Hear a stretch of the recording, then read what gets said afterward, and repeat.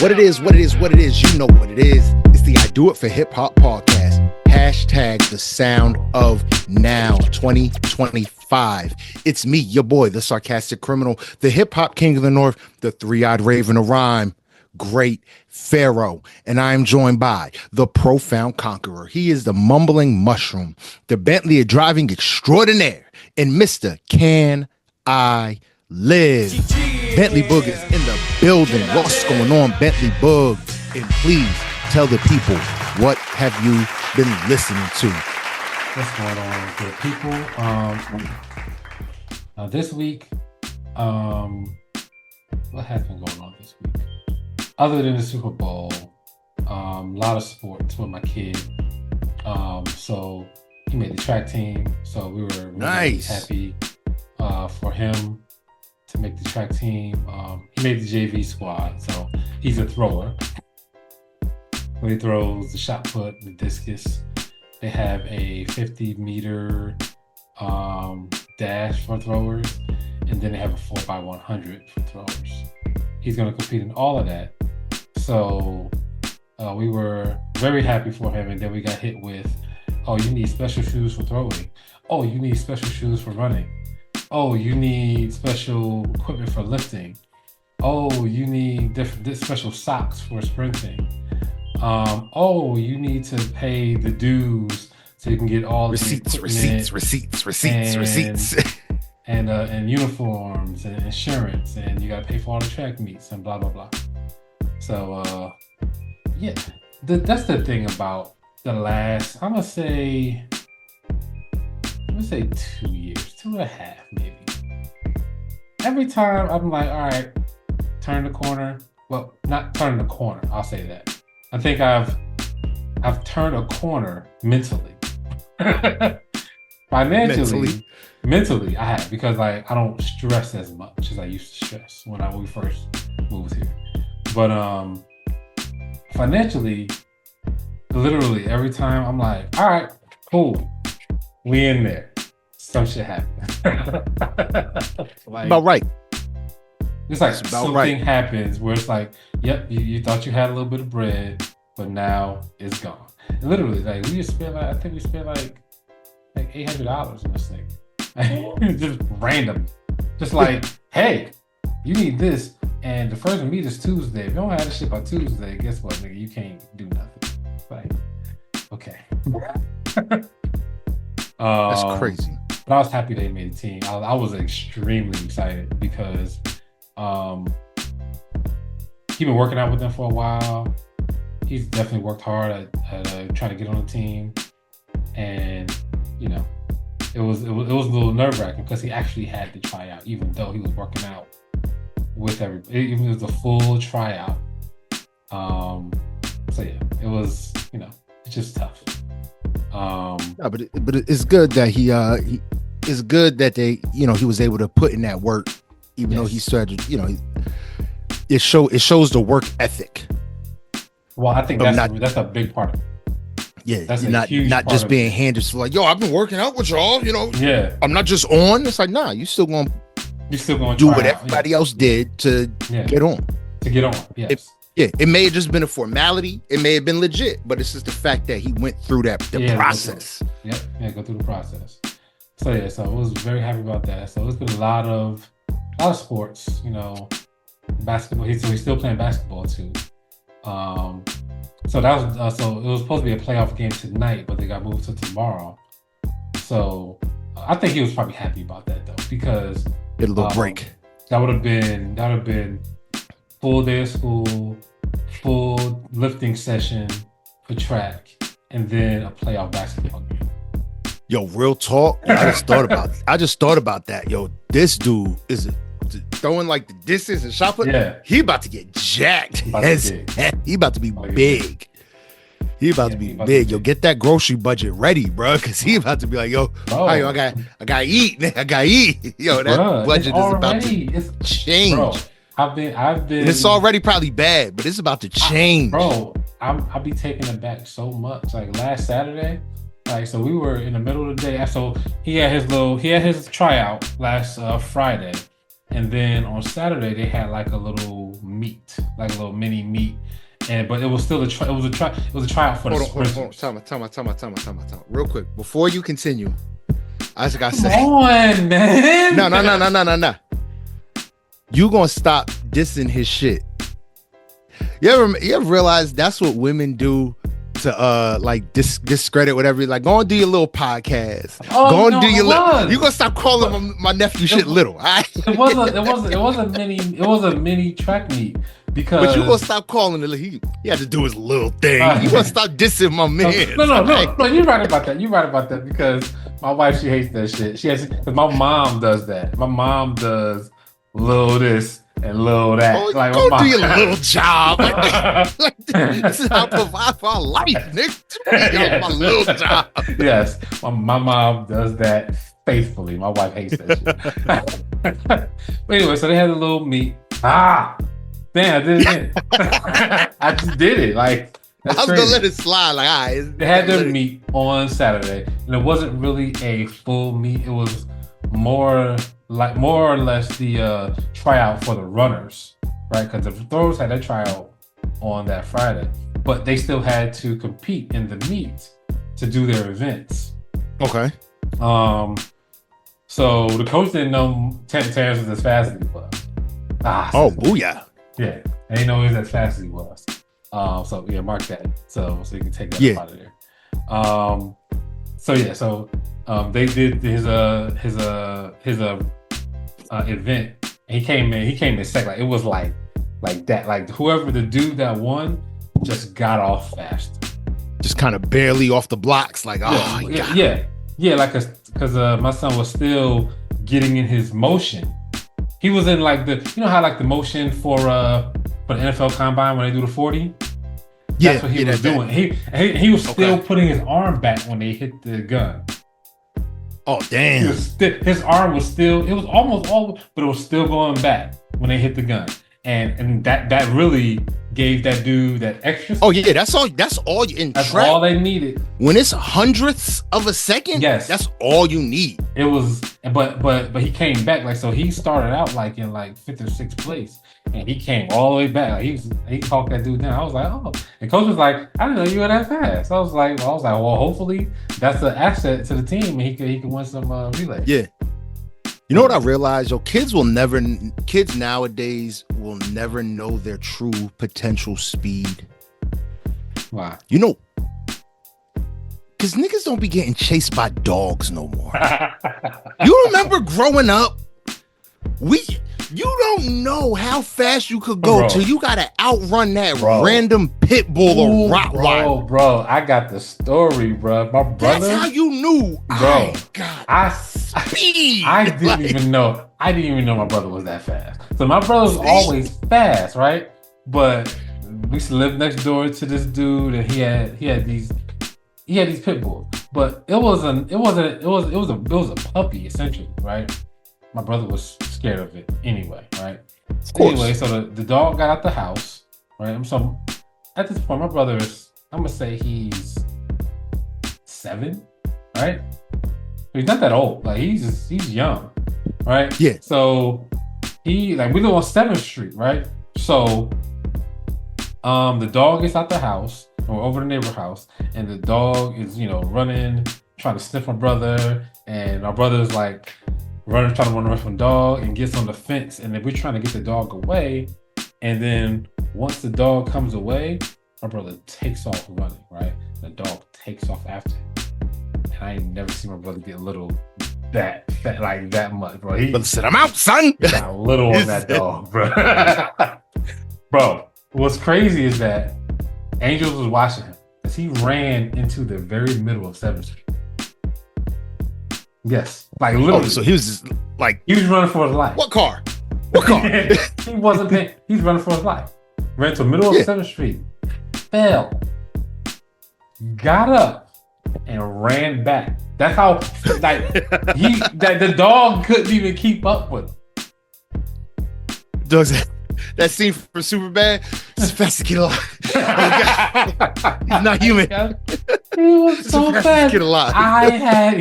I had no idea He was that fast. I was like, that adrenaline hit him, and he was gone, bro. Yo, these kids nowadays, they'll never know that level of speed because they'll never. You know how many kids in the inner city back in our day could probably run the 40 in record-breaking time? Yeah, because they run from the dogs. Because it was running from the dogs, bro. That's why all the fast dudes was from like Miami back in the day, because they was down south chasing chickens and stuff like that. Like, exactly. Folks don't train like that no more. That's why they fast, like, cause they running after animals. Yeah, it's too much science involved now. It's like, bro, you just gotta get old school, get into a cage, like you said. That's how. Ain't that how Mayweather trained? He would have to. I'm sure.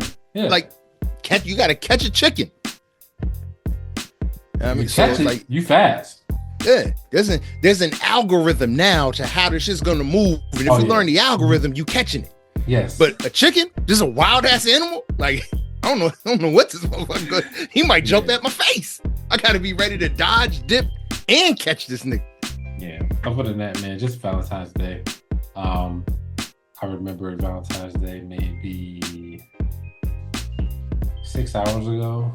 I was like, it's not even for us. So it's not for us. It's for them. It's not for us. But you know, it's like, it's not fair. But tell me about it. There was this. I was listening to this one podcast, and they brought up Valentine's Day, and I was like, I was like, why you bring it up now? Tomorrow. But the question was, what holiday would be easy just to wipe off the calendar? And the first thing the dude said on the podcast was, he was like, "Oh, Valentine's Day, easy, easy." I have no arguments there. But his point was that it's a burden type holiday because you got to do stuff and there's a deadline on it. My purpose for not really caring for Valentine's Day is that there's too much emphasis on it, and I have to, like, there's something extra that I have to do that with high emphasis that I'm just like, why are we emphasizing this shit? Why are we here? Someone, please, why are we here? Why do we need to do this? Why is there another day? Yeah. Like, why am I here? We got enough days. Well, you know what? I was reading this one. I was reading something and it said that that for stores, honestly, like, to stay viable, they have to have like the fiscal rotation has to be constantly active. Yeah. So January, sales spike for New Year's. February, sales spike for Valentine's Day. March, I think there's something, I don't remember. Like spring, Easter is usually around that time. April, spring break. May, Memorial Day. June is summer start. So there you go. July, 4th of July. August, back to school. Actually, September Labor Day. September Labor Day. October Halloween. November Thanksgiving, and then you got Christmas. It says that every month there's something to spike sales, which is what keeps commerce afloat. Otherwise, they would just said the economy won't survive without those spikes. And I was sitting there like, some niggas just be making shit up to spike sales. That's like I get. That's what all these Hallmark holidays are based off of. Yeah, I mean, I get all of that. I just be like, something like I've gotten to the point in life where there's a lot of days where you got to do something. You know what I'm saying? There's a lot of days, and like they're all important. And it's like some of these can't. This can't matter that much. This can't matter. Come on, give me a break. Where's my mother-in-law calling me? You in trouble now? I ain't worried about it. I just signed up on her. Now you know why she's called. She's probably called for the same reason my mother-in-law called. Your wife isn't answering. Where is she? That's probably what it is. That's probably all it is. My wife is not answering the phone. I love that and find it so annoying. And find it so annoying at the same time. Like, I don't know. 9 times out of 10, I'm not even home. It's like I'm somewhere and she's somewhere. Your wife's answering the phone. I'm not near her. Why? I'm not, yeah. Because I'm doing something. Because I live. She's doing something too. Dang. Like, because I live and do stuff independent of this person. I'm from time to time. At the moment, I'm doing something. She's doing something. That's how it works.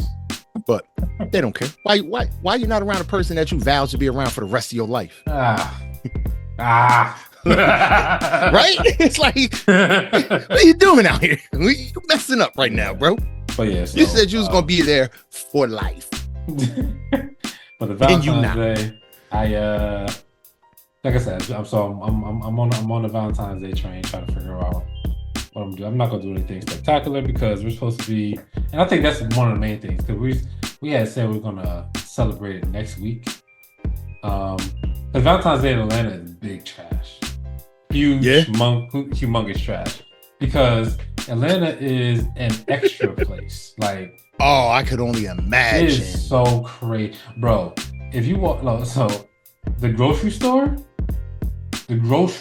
bro. I'm telling you, it's so crazy. Like, I don't know if you've ever seen this, but literally the ceiling covered in balloons. There's flowers every single aisle. Let's go sit down with that. Ain't nobody got time for that, bro. And they sell out, bro. It's crazy. Like, you can't get any restaurants. You can't go anywhere. Like, when we used to stay by the mall, we used to be like, all right, we just not gonna leave the house. Like, these niggas is crazy. Like, I'm just trying to go to the grocery store. Bugging. I'm going inside.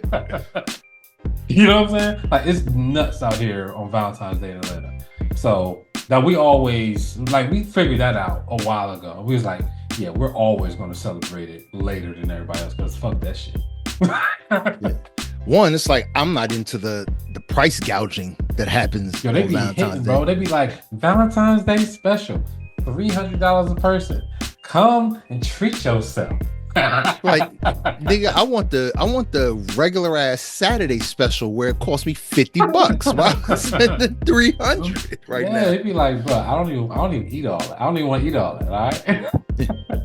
Like, I ain't hungry. It don't be nothing. It don't, like, whatever they trying to give you. It don't be nothing. It be just, and it's a limit. Like, it's a limited menu at that. Yeah, it'd be a limited menu, and like, look, man, like, when you done been to a couple restaurants, like, when you know what good shit is, nothing. They ain't giving you nothing that's gonna really impress you unless it's unless you giving me a really good ass steak, right? Yeah. Or unless you give me the big lobster tail. Other than that, you can miss me with a lot of this. But you can miss me with all the price gouging. Like, I love good food. Don't get me wrong. Like, I love a new restaurant, new flavors, good food. But you ain't gonna price gouge me on a gnocchi. That's usually $20. You ain't gonna make me pay $50 for the pesto gnocchi with the Calabrian chili oil on top. Back. I know that don't cost that much. I can't argue. I don't know what the fuck that is. He like, I don't know what you're talking about. You lost me. We said nookie and shit. Like, no, you don't know gnocchi. You know potato pasta? Oh, okay. This nigga act like, so let me tell you. So here's the one price gouging shit that I found that I was like, I'm never going. I vowed to never even go to this restaurant, right? Nigga Boog is so rich. He's so rich, he don't even eat pasta with wheat. You gotta make his shit out of potatoes. This nigga's rich. He said, I don't want that regular stuff. He said, get it out of here. He said, I want to make up words and call it stuff. Gnocchi? Yeah, gnocchi. It's not, I don't think it's gnocchi. I think it's gnocchi. Is it spelled with NG? No, it's a GN. GN. You've seen it. Okay. Yeah, that's some old Asian stuff. No, it's Italian. See. Anyway, getting gnocchi imported from Italy. There's this one restaurant that I literally vowed never to go to because I saw their menu and I was like, oh, y'all niggas is playing. Right, so they got the lamb chops, right? I'm playing. The lamb chops, right? How much are the lamb chops? Like $60. Cool. All right. Nigga. There was a vegan stir fry. Yeah. Right?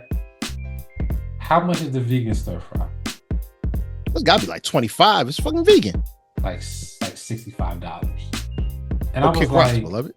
I was like, so the lamb chops is. I'm not paying that much money for vegetables, nigga. Like, I was like, bro. I was like the stir fry. What? I know it was pad thai. It was pad thai. I was like, it don't matter what it is, bro. There's not enough gourmet ingredients in pad thai to make it that price. Yeah. Especially I'm not paying that much money for vegetables. Especially if it's just vegetables. You gotta put some meat in there if it's gonna be Pause. I was thinking about it. I was like, you saw the wheels turning, right? Yeah, I seen it. It's like, is that a moment? Is this a moment? That's definitely a moment, bro. It's definitely a moment.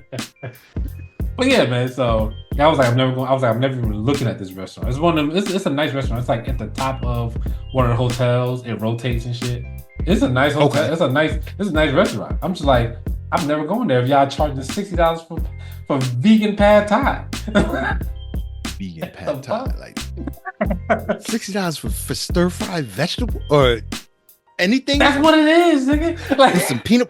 Well, pad thai. That's just, we got the peanut butter sauce on it, right? Yeah, peanut sauce. I'm like, I make that shit in my house. I'm like, you got the peanut sauce. What you got a Thai chili? You got a Thai basil, nigga. Them shits is $1. What are we paying for? I can make this shit I can make this shit in my house for $10, nigga. Yeah.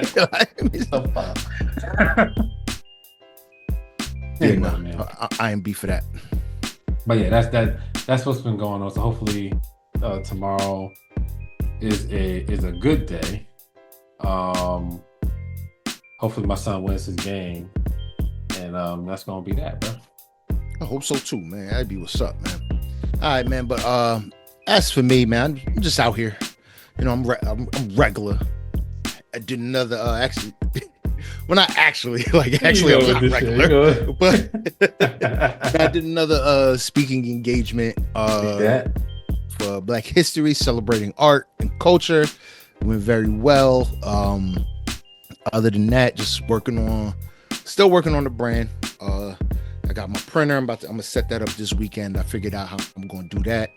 DTFs, the clothing brand is on the way. Doing all the research for what like needs to be done eventually, and writing down the numbers. I'm like, man, that's like I realized how folk get their shit took before they can actually like copy it, because it's like, dude, you gotta start selling before you get everything official if you don't have the upfront capital. Yeah, bro, I'm at like between like all the licensing and the trademarks and the copyright and all this kind of stuff. I'm like, yo, it's just gonna be like $8,000. It's a lot. Yeah, it's like a lot. That's technically what you should be doing before you start saying, hey, this is for sale. Yeah. It's like, nigga, who got 8 G's up front? No, it's a lot. I mean, I went through the trademark. That took a long time. No, that took that took like 8 months for me, the trademark. Bro, I know about that. Yeah. Right now, I hit a roadblock. Like I talked to my mentor, a few like maybe like a week and a half ago, maybe a week ago. Talked to him about that I need to make these bylaws, right? So, because I'm trying to start a nonprofit, and I saw that shit. I was like, do I need a lawyer, bro? Like, I was hitting him up. I was like, this shit look like I need a lawyer, bro. Like, in no way possible I could just write this shit. And he calmed me down. He was like, nah. He was like, look, man. He was like, just keep it simple. He was like, don't get crazy. Keep it simple. Don't overcomplicate in the beginning. Overcomplicate it. He was like, in the beginning, he was like, literally just don't overcomplicate it. Keep it simple, and you're gonna be all right. He was like, just keep your board small, keep the bylaws easy. Maybe you just have meetings once a year and you just tell them what's happening. That's it. Yeah. He was like, this should be really simple. Use like legal. I be like looking up shit on LegalZoom a lot, because I'm like, if they can take ask them, should I even just buy that service from LegalZoom? Like, should I just pay them niggas $300? Like, do I gotta do that? Because that's what I'm thinking about doing. Like, he was like, no, just I'm telling you right now. So I did the trademark by myself, right? That shit took a long time, and a lot. I eventually. The only reason why I got it is because the trademark person that had my account, she was nice enough to answer my phone call, because I called so many times. She was nice enough to answer my phone call and talk to me. That was the only reason why I got this shit done, because she answered the phone and I got a chance to ask her the questions that I didn't know what the hell was going on. And she was like, no, she was like, you're doing it wrong. Just do this. See? And that's the only reason why I got it done, bro. I'm really thinking LegalZoom, as long as it's pending, I'm protected. So as long as I got paperwork showing it's pending, I'm good. That shit took me 8 months, bro, to get. And LegalZoom will handle all that footwork, and I'm thinking, that might be the. But it's going to take you 3 months. It's going to take you 3. I know it's going to take a while for the trademark. Yeah, I know it's going to take a while. Yeah. But it shouldn't have taken me that long. I just didn't know what I was doing. You know. Yeah, like I said, if I could have just them just do it for me, handle all that footwork. Send me the documentation so I know that everything that I need is pending, the LLC, the trademark, all this just so I know it's all pending, and I'm good. You gonna get 2 trademarks, or you just gonna get the 1? I looking at it right now. If I do, you gotta get the name, and then you gotta get the artwork. Yeah. So the way I'm looking at it right now, no, the name would be a copyright on the name. You can trademark on the name. I got to see. I'm looking at shit. I would copyright the brand name. I have a that combination of words. Yes. I would trademark. I would trademark the image, how it's done. Yes. But the actual name, Feral Soul Brand, gets copywritten. Like in that order, Feral Soul Brand gets copywritten. The graphic of how it's displayed gets trademarked. And because my logo has all the imagery on it, all I have to do is trademark the logo, and I can use the pieces however I want. Yeah. So like I said, I've been down the rabbit hole. You can do all that. So it's like if I do because originally I was like, okay, I got to get just this trademark, then just this, and then when I was reading, it's like, oh no, let's do the whole logo, trademark. Yep. So then I can take the pieces of it, however, and use them however I want, and then get the brand name copywritten. Yep. Through that, and that's all got to go through the LLC. It's mad work. Like I said, it's gonna be like, it's a lot of work. It's a lot of bread. It's like if I could have one company or one lawyer or whatever that can do it all in one shot, start setting up the LLC, and then start doing the trademark and copyright work underneath that LLC. Everything, get all that right, submit it. That'd be a lot easier than, okay, I got to do the LLC first. Then I got to do this. Then I got to do this because I can't set up a trademark under LLC that don't exist. I mean, it's mad work that I didn't realize. If you can get somebody to do that for you, I'm telling you, that might be the move, because like I said, that trademark, that shit is not easy. Like no matter what you read, you reading the same shit I read. That shit, like you're gonna run into something and you're gonna be like, what do I do?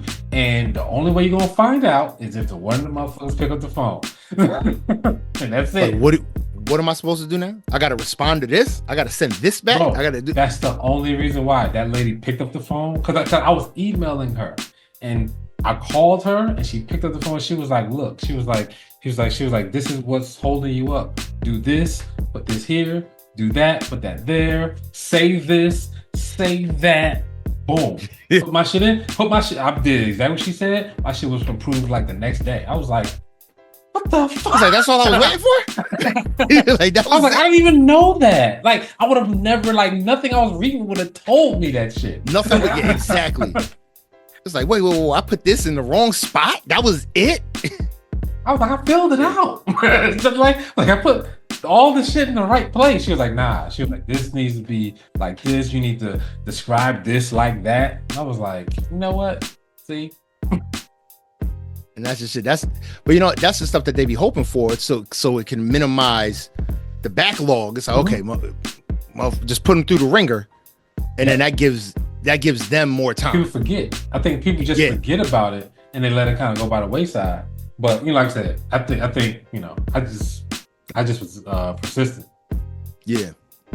Word up. But man, yeah, so that's pretty much it, man. Still working on the children's book. That's one of my big things. Book 3 is written. And I'm gonna start sending them to you. You got to read them. I think you only read the first one, right?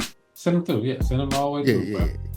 Yeah. So I got the third one written, and took not a break from painting, but I ain't paint. I got a couple ideas for my next series that I'm working on, and then it's time to get the show on the road, man. But this weekend.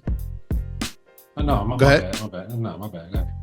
No, Seb, I think this weekend I really want to focus on. I gotta get this printer going, get started. I want to start pressing some shit up. I gotta be ready for the springtime.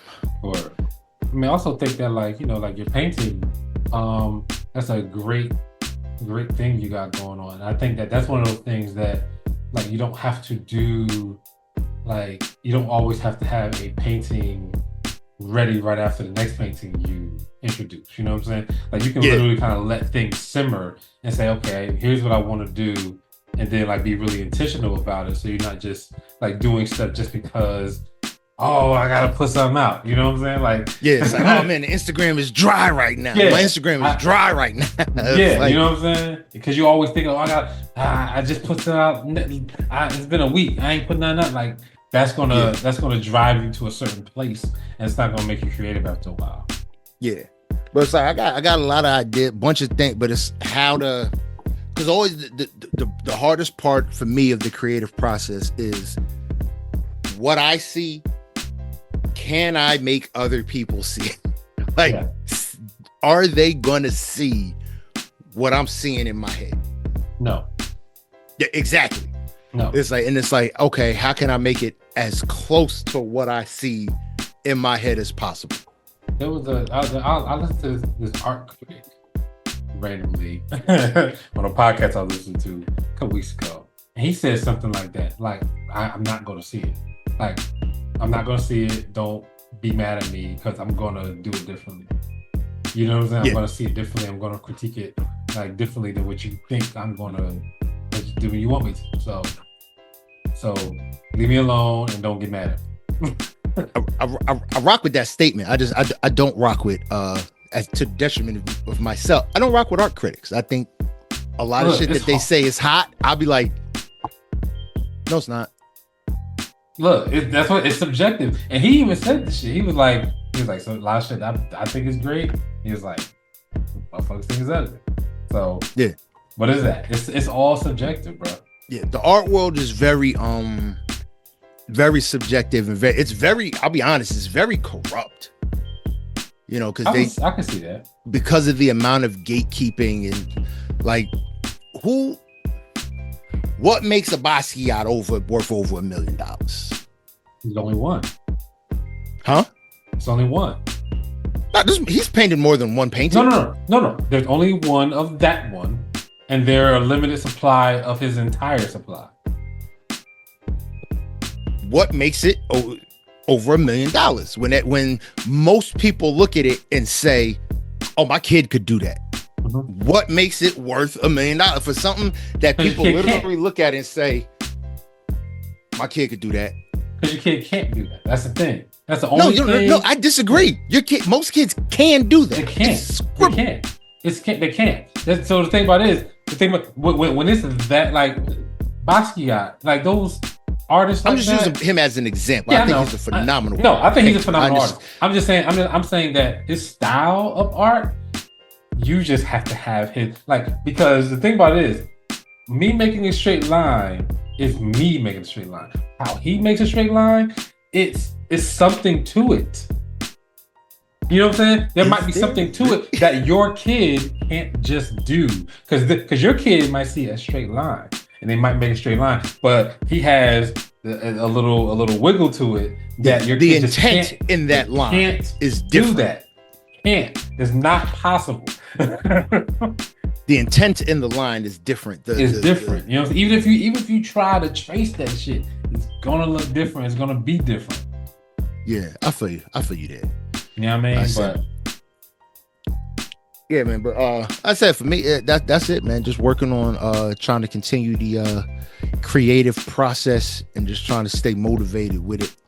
We're not trying because I am motivated with it, but just stay because it is it's a slow burn. It's like, you know what I mean? I had a big peak this month with the presentations and the shows and stuff like that. But then it might be dry for the next 3-4 months. But it's just me, you know, basically just grinding. Yeah.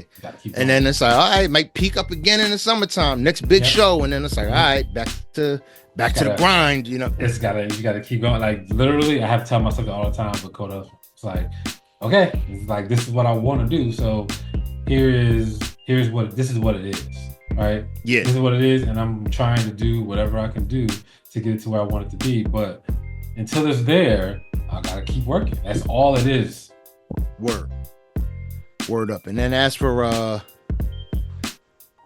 shit, I just checked my email. LegalZoom actually hit me back. It's funny. Need it. But as for music, man, I had the no skip playlist just on heavy. You know who I've been listening to on heavy though?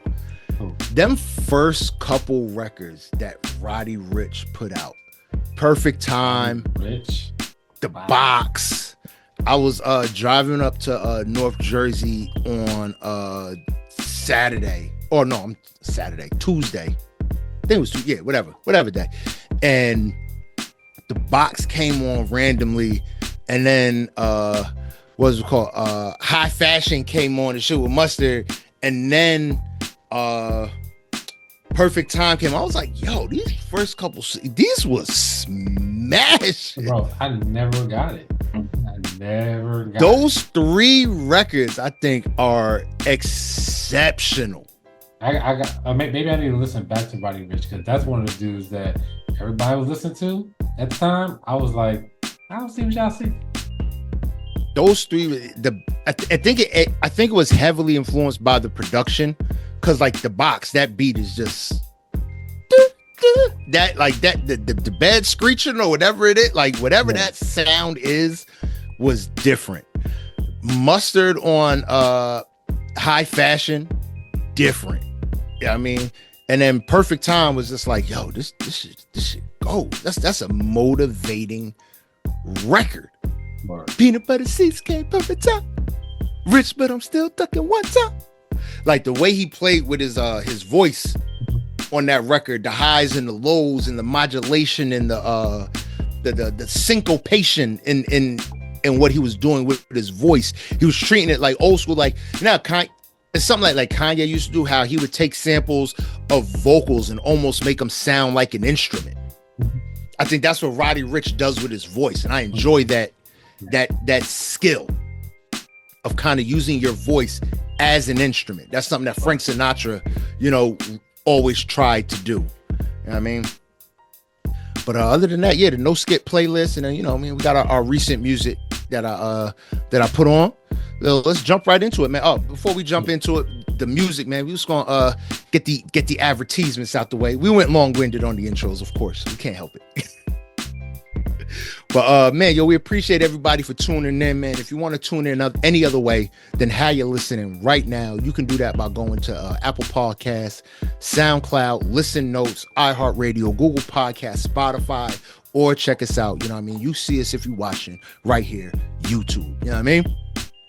If you want to get in contact with us, the best ways to do that is the email idoitforhiphop1@yahoo.com, or you can hit us up on IG at idoitforhiphop_podcast. If you got music that you think we should be listening to and chopping up on this here show, those are the best ways to get it to us. But we need you to understand and always remember that music is subjective and it is subject to criticism. You know what I mean? So if we think it's good, we're going to say it's good. If we think it's bad, we're going to say it's bad. If we think it is terrible, trash, kabibble, we're going to say that too.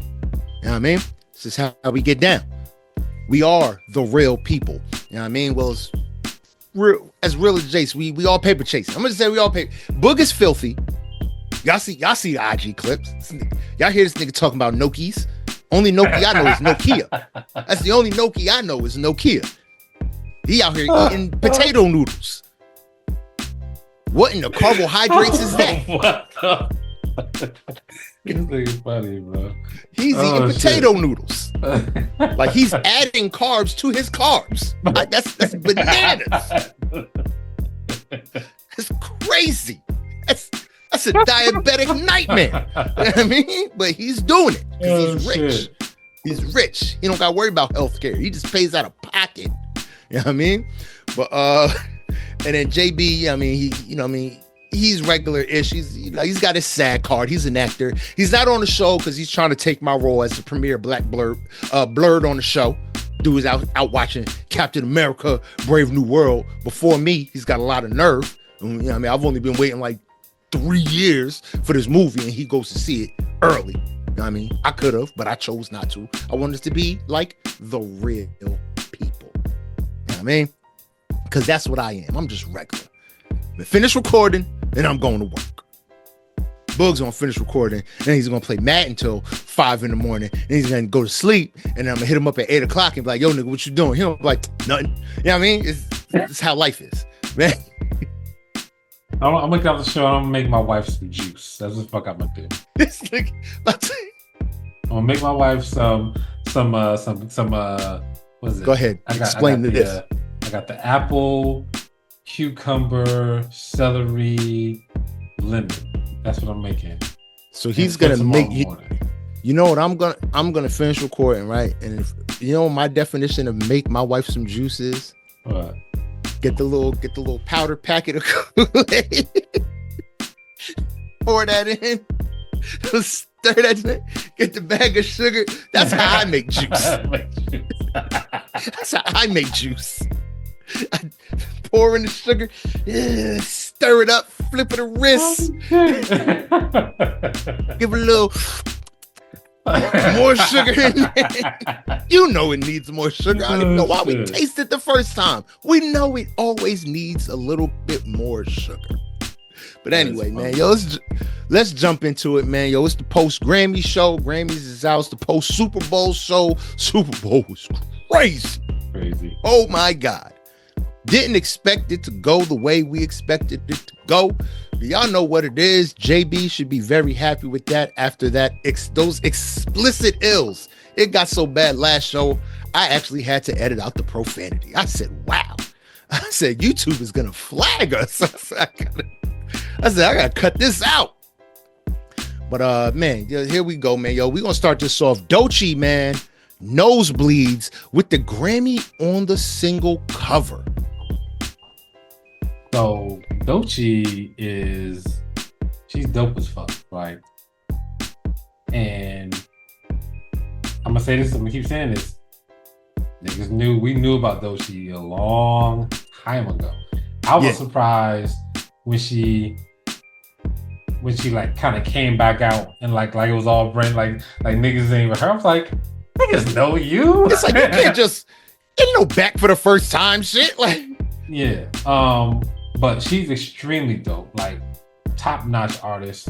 When I heard this, I was like, this is how you come out after the Grammys. Give us some real quick hitter, dope throwaway shit. That's all this was. That's all this was. How do you have a premium throwaway radio record? Yep. That's all it is. This is a throwaway. She didn't make this after the Grammys. This shit been made. This is just sitting there. Just sitting there. You know what I mean? Yeah. Just imagine all the other shit she got just sitting just hanging out. Half done or totally done and just like waiting this turn. Never seen the light of day. Never gonna see the light. Just chilling. Yeah, I think TDE, I don't understand how they got so lucky. Kendrick gone, Doechii like how? SZA on the way, like how? Crazy. Like it's bananas. Yep. I think TDE is gonna go down in history, quite possibly as the greatest West Coast rap label of all time. You think so, bro? Yes. They got a long way to go, bro. No, in terms of sales and revenue. Okay. They don't lose. Death Row had a lot of movement, had a lot of activity, but they weren't getting the awards and the recognition that TDE has already gotten. You figure Kendricks multi-platinum, Doechie's multi-platinum, J-Rock platinum. You got your gold level artists, you know, your Ab-Souls, your J-Rocks, Schoolboy Q, that are going to be solid platinums. Reason's going to be probably a solid gold selling artist all the time. Like, they've got every tier on lock. Yeah. And they're going to me, with their talent level, they're going to continue to have every tier on lock. So that's why. No, I agree. They're good. They're good. I just don't know, like, that looks fucking disgusting. That looks disgusting. Book just sent me a picture of what the hell Nucky is. This shit is disgusting. Nigga, this is not good looking stuff. Potato pasta with pesto. That shit looks great. I'll fuck that all day. Nah, I'm not eating. Anyway, you should. That shit's good. Like, give me my nigga taste buds steak, medium, and a baked potato, regular. Don't make it into no noodles, nigga. Nigga shit. Yo, that's my favorite meme for the Super Bowl ever. That is my favorite meme from the Super Bowl. So what's funny about that, yo, is I heard that before. I've heard that chant before, and I forgot where it's from, right? I forgot where it's from. But when you said that, I had just finished watching the Gangstalicious episode from the Boondocks. I had just finished watching that. That's perfect. That's perfect, bro. Like, but did that come from the Boondocks? No, I don't know. That was my first time ever seeing that. I've heard it before. I've heard that before. I'm like, where's that from now? But that was I had just finished watching that, and that came through. I was like, that's so funny that they paired up these white people with this sound. But and it's because they're old white people too in that meme, so it's just like, yeah, that's all they hear. Niggas. Oh, is it Lakeith Stanfield? It's gotta be something that he did. That might be something from him, because that's just what he's good for. That's what he did that with in one of the movies. Speaking of Lakeith Stanfield, Book of Clarence, I saw it a while ago. It's actually a really good movie. I didn't finish it, but it was good. It was good when I was watching it. Never finished it though. I fell asleep. But that doesn't mean anything. I'm notorious for that. The way it went at the end was dope. Finish watching it. I think it was good. How it ended up like ultimately turning. I thought it was good. I'm definitely gonna check it out. That's a good callback.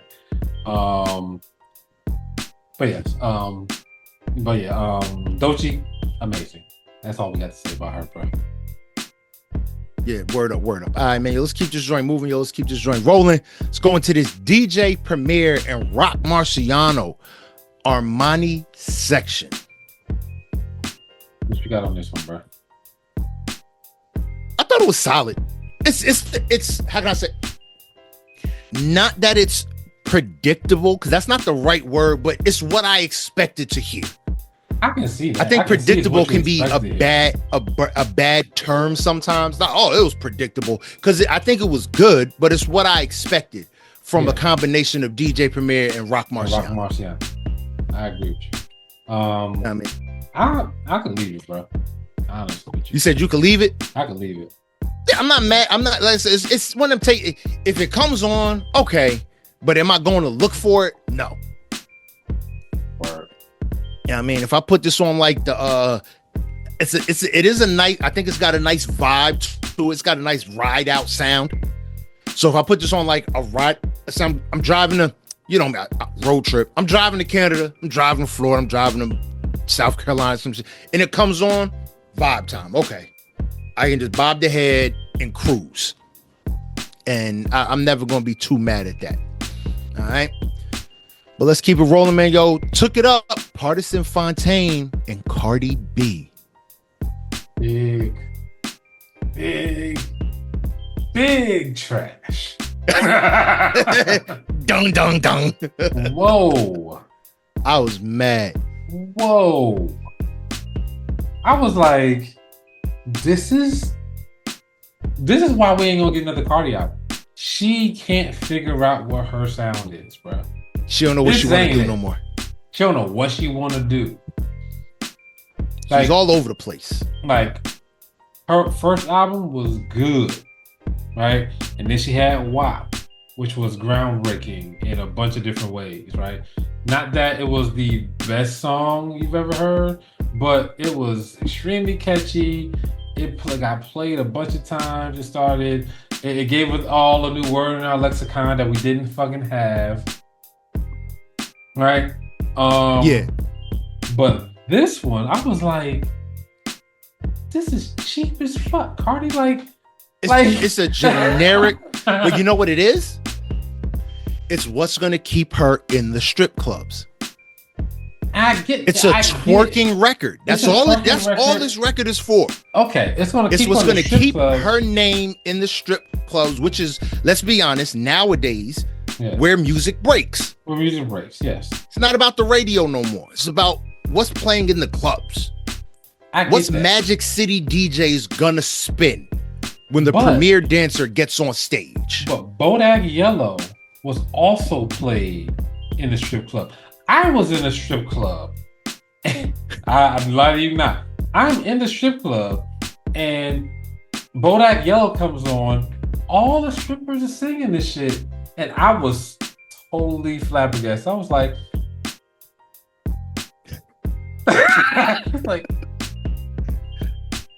excuse me, man. Wait 1 second.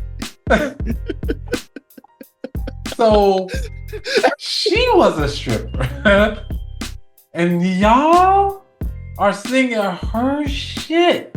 Like, it was like, wow, that's the dream. It just took me, but it just made me have that moment, like, that's fucking interesting. But Bodak Yellow was a good song. This ain't a good song. Like, it's gonna get played in the strip clubs, but this is not a good song. But it's just what the purpose is for. It's for that. Can they shake their ass to it? Can the BBL jiggle to it? Cardi, that's all that matters. Please, Cardi. No more of this, bro. Yeah, this was cheap, bro. This like literally, this could, like, why did this song go to Sexy Red? Like, she stole this shit from Sexy Red. She didn't have to. This could have been a Sexy Red record. She didn't have to take this from Sexy Red. This could have been a Sexy Red song. This could have been. This is so cheap. This could have been the Bruno Mars Sexy Red song. Damn, I wouldn't go that because the Bruno Mars Sexy Red song is whatever. I think some what the fuck is that? I think the Bruno Mars Sexy Red had more sex appeal to it. Bruno Mars Sexy Red song. It's a Sexy Red song. Unfortunately, that's a problem. This would have been a Bruno Mars song, right? But yeah. But what they, I don't even know what they, I don't even remember the name of the song. What is it? I Toot that ass up. Toot it up. No, the Sexy Red. Oh, Fat, Juicy, and Wet. There it is. That was, that's the same fucking song. The same fucking song, nigga. Nah, man, I think the Bruno Mars Sexy Red record has more of a vibe to it. More of a I think the Bruno Mars Sexy Fat, Juicy, and Wet has more of a sensual feel to it. Really listen to it. It's got more of the R&B softer vibe where you're gonna she's gonna dance a little more seductive to Fat, Juicy, and Wet versus I'm just shaking that thing to toot it up. And very different vibes. I'm like, oh boy, supposed to be a good songwriter for you. Like, bro, it's time to get a new songwriter. If that's gonna be what he gonna give you, bro. If that's what he's gonna get, you need to let it go. That's crazy work, bro. Yeah. All right, man. Yo, let's keep it going, man. Yo, we got Keep It, Coyle Ray. It's been a minute. We ain't heard from Coyle Ray in a while. And she was, to me, the last couple things we talked about, she was kind of like on that upswing. Where she was finding out, I think, kind of like figuring out her lane and where she wanted to be at. Yeah. What'd you think about this record? So I think she's still on the upswing. I don't think this pushed her any further up the upswing. Exactly. But she's still there because she's turned into, I'll say that, she's turned into a better artist than I ever thought she would be. And if you listen to any of the early episodes, I was I'm listening to this shit, son. Her earlier shit, you really said, "Oh, she's on because she's Benzino's daughter." Yeah, but after a while, it took her like a good 2 years. I say, yeah, a good 2 years before it actually it was like, yeah, started like, oh, okay, she might be, yeah. Yeah, so but I think the reason why we ain't hear from her because, you know, her and Trippie Redd done got pregnant. So yeah, that's true. That's the story, at least. Is it weird that I hear Trippie Redd in this record? I think a lot more than any other record. I hear his influence on this "Keep It" record.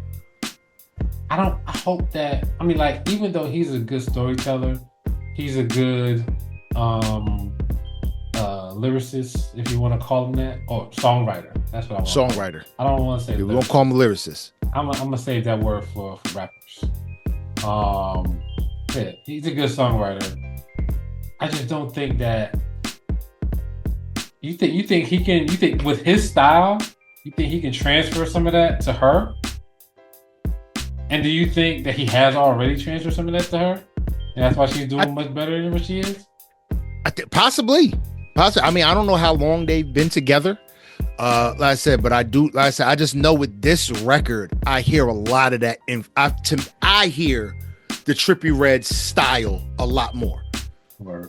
Like whether he wrote it for, whether he was just in the studio saying, "Hey, try this. Hey, try," you know, like if he's getting her to explore more avenues and more areas, I hear it the most so far in this record. Word. You know what I mean? But let's keep this joint moving. Let's move into this Intrude with Lil Dal. I don't know how to say his name. I don't know how you say it. Lil Dal. Like it just reminds me of Ricky Smiley with Lil Daryl. It's like I wish I had Coke bottle for it. How my name Lil Dal? It's got to be Lil Dal, right? Yeah, but there's no R. It's like Lil Dal. Like Lil Dal, whatever. Lil Dal. How about that Lil Dal? I was already annoyed. All right, I ain't gonna lie to you. I was already annoyed by this nigga's Lil name. Dal. Oh, Lil Dal. I couldn't even fucking read it. I was like, all right, now we not even like not even trying. We're not even trying now. Yeah, the effort is we're not even going. trying now. Like shit is so annoying, man. Like when people spell shit all fucked up. Like, come on, man. Give me a shot. Right? Give me a chance. Give me a shot. To even want, because my son got so mad one time. We was in the front of a bank and there's like a vitamin shop next to it, and they had this drink, right? And there's 4 letters, LMNT, right? Right? And he was looking at it. He was like, "So that's a brand called LMNT?" I was like, "No." And he was like, "What is it?" I was like, "It's Elements." He was like, "See, that's why he was like, see, he's like, see, I don't make no sense." He was like, "How am I supposed to read that?" He was like, nothing. He was like, words don't even make sense no more. He was like, that doesn't make sense.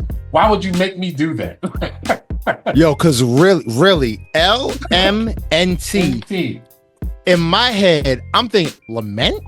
Like, bro, like only reason why I knew is because lament. I'm gonna just think lament. Only reason why I knew is because I saw like somebody, whoever ran the company, was on a podcast I listened to. That's the only reason why I knew what it was, because I would have never knew. I was at a complete disadvantage there. I'm like, I never knew. Lament? Like, who named they brand lament? Like, that's horrible. That same thing. Who's gonna say the L and then ment? Like, no one's doing that. He was like, why would somebody want somebody to do that? Like, why would you put somebody through that to figure out what you're trying to say? Yeah. like that's what Lil Dal is doing. Is he's making us figure out what he's trying.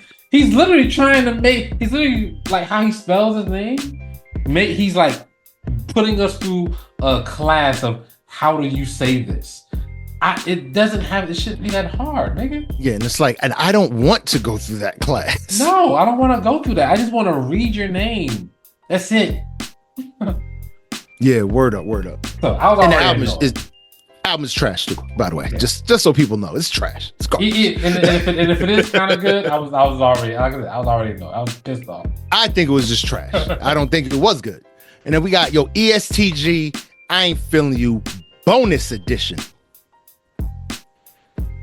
I like ESTG. I just don't like him out of all of the Memphis rappers. Yeah, he's not at the top of the list. He's not at the top of the list for me about the Memphis rappers. Word up. So, and that's all it is. Like, he's not bad.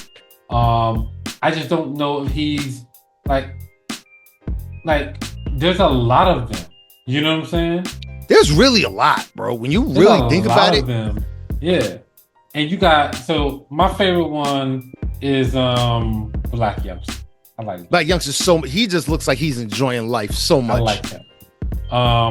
I like Duke Deuce better than ESTG. Deuce. I love Duke Deuce. Yeah. I don't know if ESTG is better than Moneybagg Yo. Probably in some circles, people fuck with him like that. But I don't see it. I don't know. Yeah.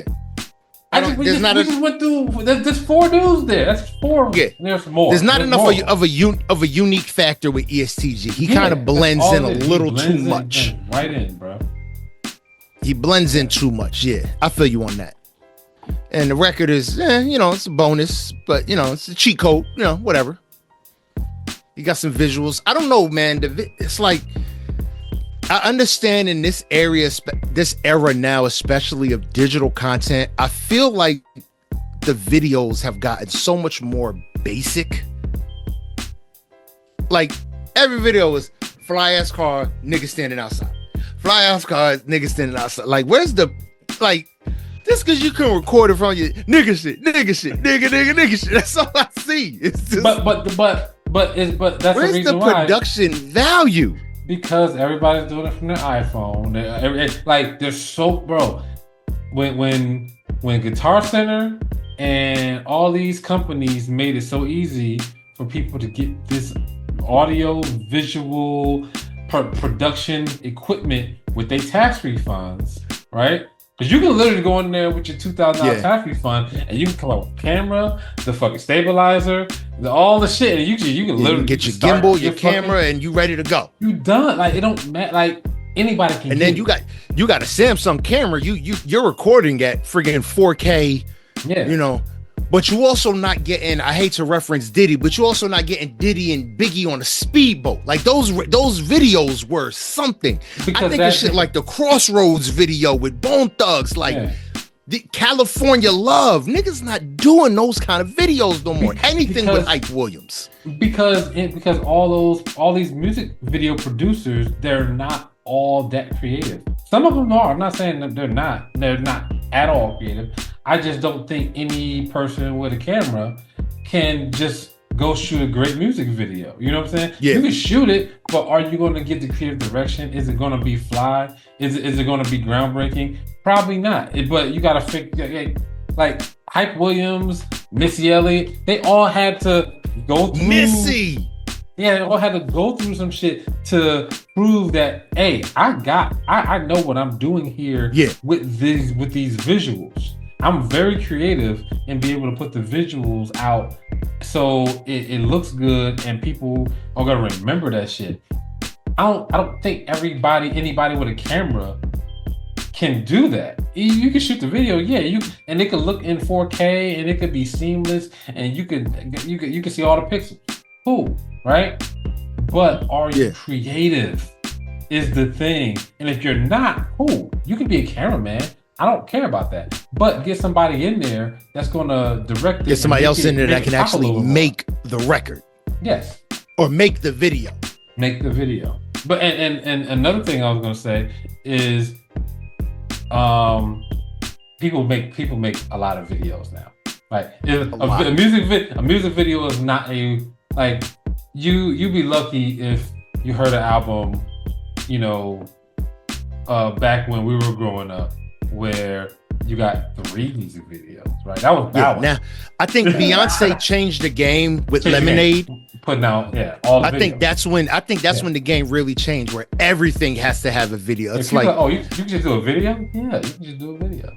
But then Beyonce's Lemonade, those videos weren't cheap, low production. Like she had Beyonce production because she can afford to do Hype Williams level. Yeah. She and her cousin with a camera and a stabilizer. Pookie and them ain't there with the camera. And get the mic out the shot, nigga. Yeah. Get the mic out the shot, nigga. Yeah. They don't have that. And I think that is one of the reasons why, because it's so accessible. You can just get the shit. With all you need is $1,000 to get shit nowadays.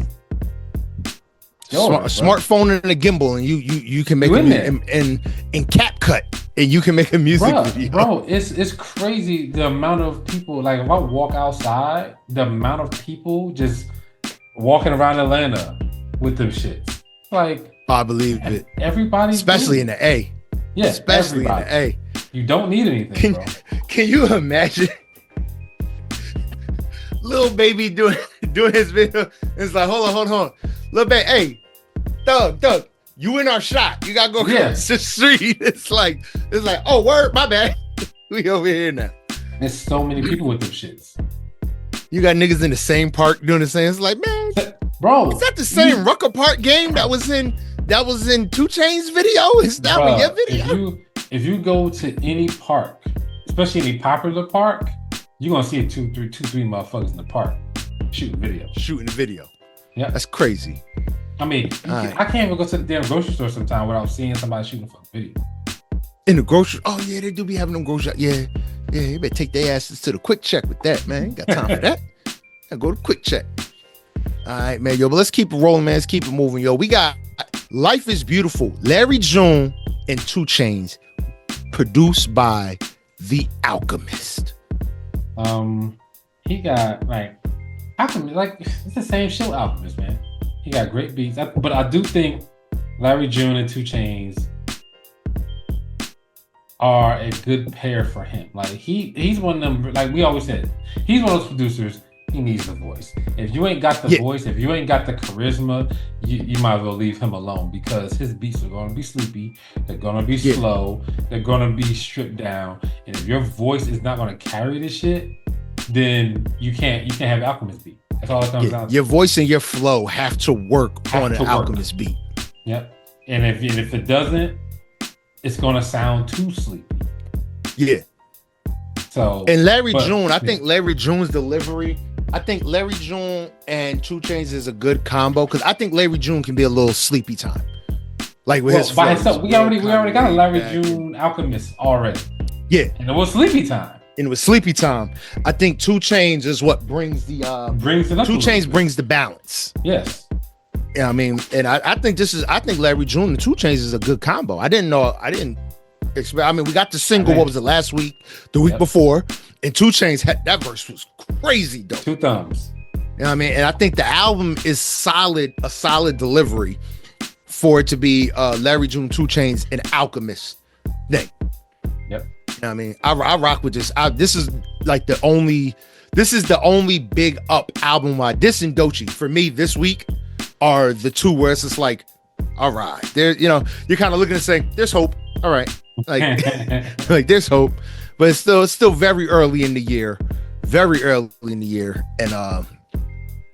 that's it for that. Yeah, that's it for the music, man.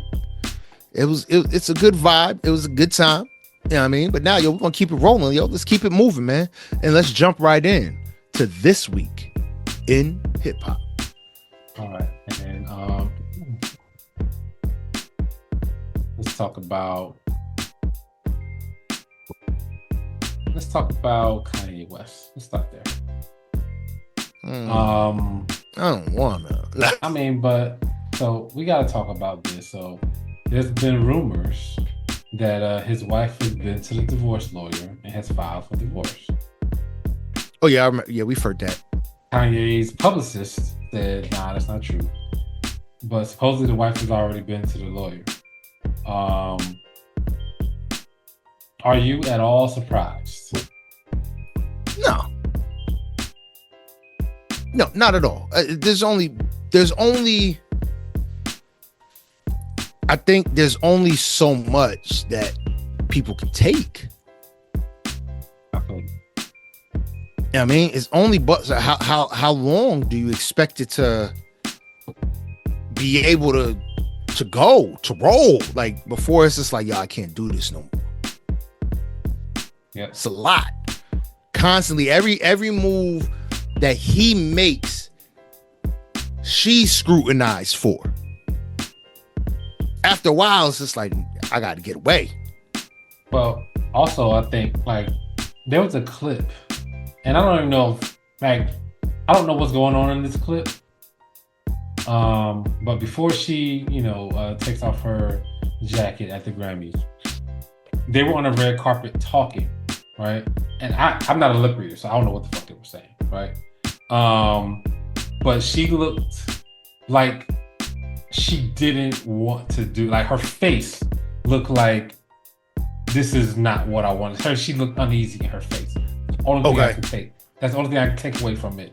She looked uneasy in her face, but she always does, right? Or she just looks. Said she got an uneasy face. or she just looks expressionless. Yeah. She always looks, to me, she always looks, even before Kai, I think she had just like, she's one of them faces where it's just like, I'm here. Yeah. She's a model, right? So, yes, I believe so. Something like, I don't know. And Kanye was talking to her, blah, blah, blah. And then he said something, and then she turned around and took the coat off. And I was wondering, like, if that was a situation where she didn't want to do it, and he was like, nah, we already here. We're here now. We got it. Like, this is, you know what I'm saying? What if he like whispered in her ear, "This is what you signed up for. Remember," or something like that. Like I said, I'm not a lip reader, and I didn't even try. I just saw the video, saw her face looking really uneasy, and then she did the thing. All right. So I was wondering, I was like maybe he did force her to do that, right? But I don't know. You know what I'm saying? But if she did file for divorce, I'll tell you one thing, it might not happen immediately, but we're gonna hear about the shit sooner or later. Oh yeah. Because he gonna say some shit. He can't help it. No. Not he can't help it.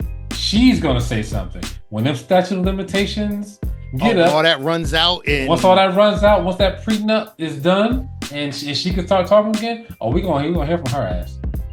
Well, that depends on what the prenup might say. Because really think about it, Kim Kardashian ain't said nothing crazy about him. Like there might be some clauses written into the look at Tiger Woods and his wife. Like, yo, I'm gonna give you this 90 mil or 100 mil or whatever it is, and you're gonna shut the fuck up, bro. Like it was plain and simple. You want this bread, you're gonna shut up.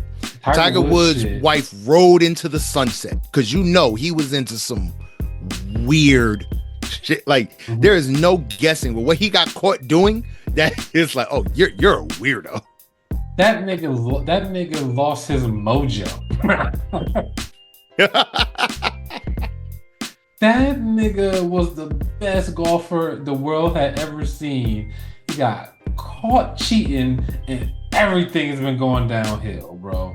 He's just hurt left and right. He can't go. Like everything is bad. That's some of the craziest shit I've seen in my life. Where this nigga is on the top of the world, and then it's a plot. Like, have you ever seen anything like that in any industry where like not industry, like, because you probably see that a lot. You probably see that a lot in business, but in entertainment, sports, music, where a motherfucker is as good as Tiger Woods, not like a one-hit wonder, but like I'm the best on the planet for the last 15 years at that time. I keep showing you that I'm the best, right? Yeah. Like he's there. He's the Tom Brady, the Michael Jordan, and then he gets caught cheating, and then like I'm not the best anymore.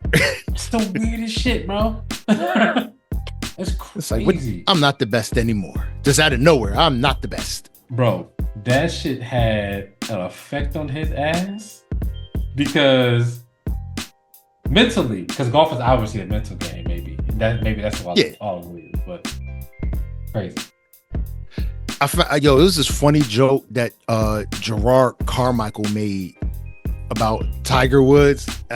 So he was like, all right, so he got caught cheating. His wife destroyed. He had a Buick, was it not endorsement or whatever it is, and the wife destroyed his Buick. And he was like, and they gave him a new one. Not that he had to buy a new one. Buick gave him a new one. He was like, because even his adultery was sponsored by Buick. Like, it was the funniest shit in the world. It was like, oh, you was cheating and she destroyed your car? We got you, don't worry. Like, even his adultery was sponsored by Buick. I was like, bruh. I said, that's premium comedy right there.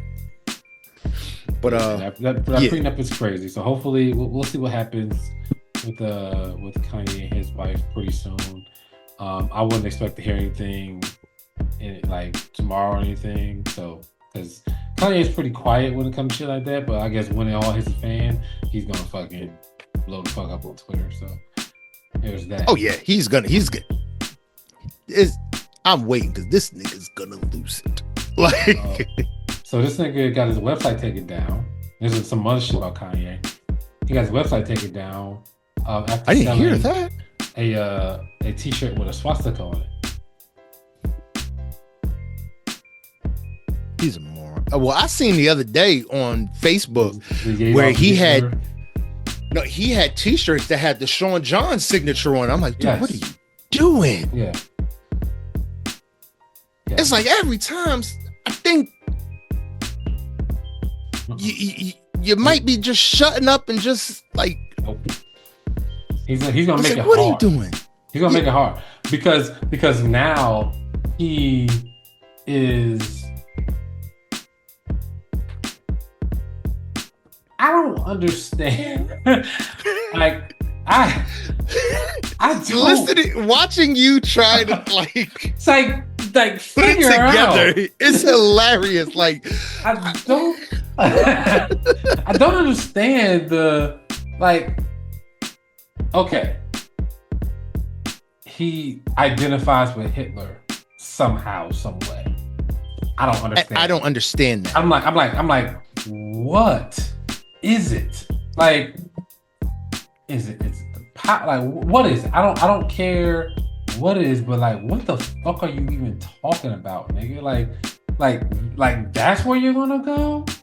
Like, it's shit. Like, it's like that's what the fuck is going on?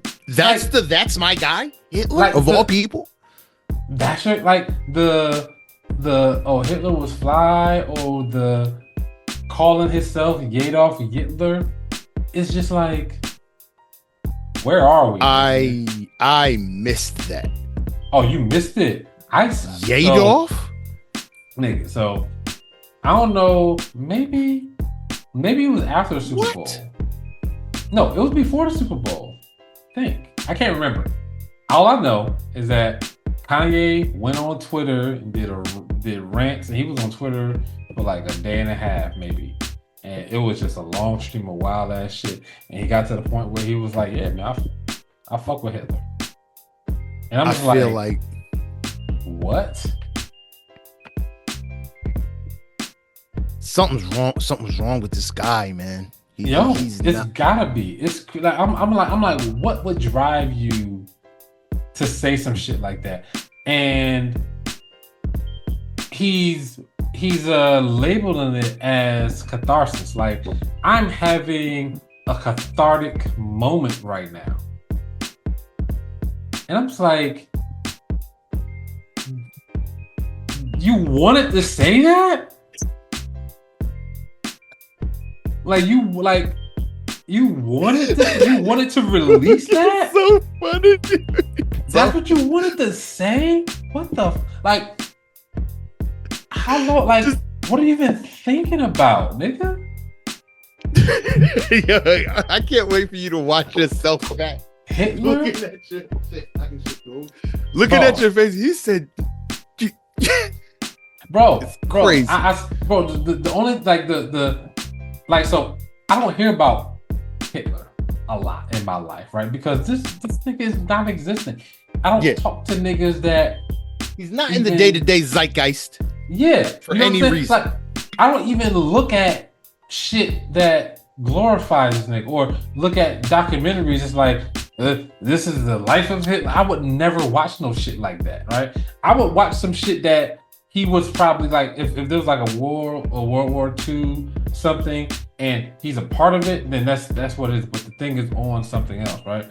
But like when I just don't be around motherfuckers like that. And I remember, like, hand to God, I'm doing an interview one day, right? Interviewing this girl. Ask her literally into the interview. She was dry anyway. Ask her what type of things she do for fun. This motherfucker looked me dead in my face, was like, yeah, I watch a lot of Hitler stuff. I find it interesting, and I was like, oh, okay. Like, I'm like, it's like, was she of the Caucasoid persuasion? Yeah, and I'm like, first of all, like, so I'm not Jewish, right? But I'm black. Really? Like, you're not Jewish? But I'm like, you thought it was okay to say to me? Yeah, it's like, I don't exactly fit his ideal human either. But that motherfucker was racist as shit. You think he would come out to my ass? Yeah, like, you think that's cool? So like, you embrace? You think he liked Jesse Owens whooping their ass? Yeah. You think he liked that shit? You think he was cool with that on that day? You think if it wasn't the sanctioned Olympics, you think that nigga wouldn't have tried some shit? Them niggas would not have made it out the country. They wouldn't have made it. The fuck? I'm like, not that, like, you're not, like, I'm like, how are you even pulling this nigga out your ass right now? You said anything. You can say I like to paint. Like, you can say anything. Anything. I like to play basketball, nigga. I ride my bike for a living. Like, whatever. But hey, man, I like making potato noodles. But yeah, like, man, potato noodles in my spare time. Kanye, like, if I'm sure the tweets are still out there. If you got that mind where you're gonna read some shit and get upset, probably don't go read it. But I'm sure they're still fucking out there because I don't think he's going to delete shit like that anymore. It was after the Kamala Harris shit where he's like, I fuck Kamala Harris, but I don't fuck. I was like, like, he don't smash losers statement. I was like, nigga, that's somebody's wife. Like,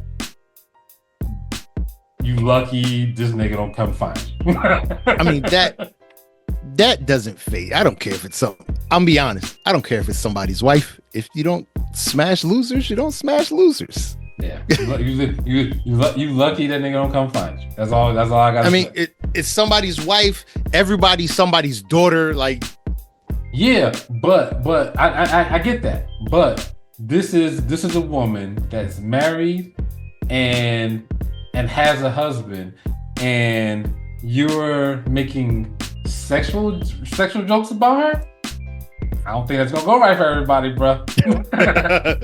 Like, some motherfuckers will be like, whatever, and keep moving. But there's gonna be one nigga that's gonna be like, nigga, I'm finding your ass.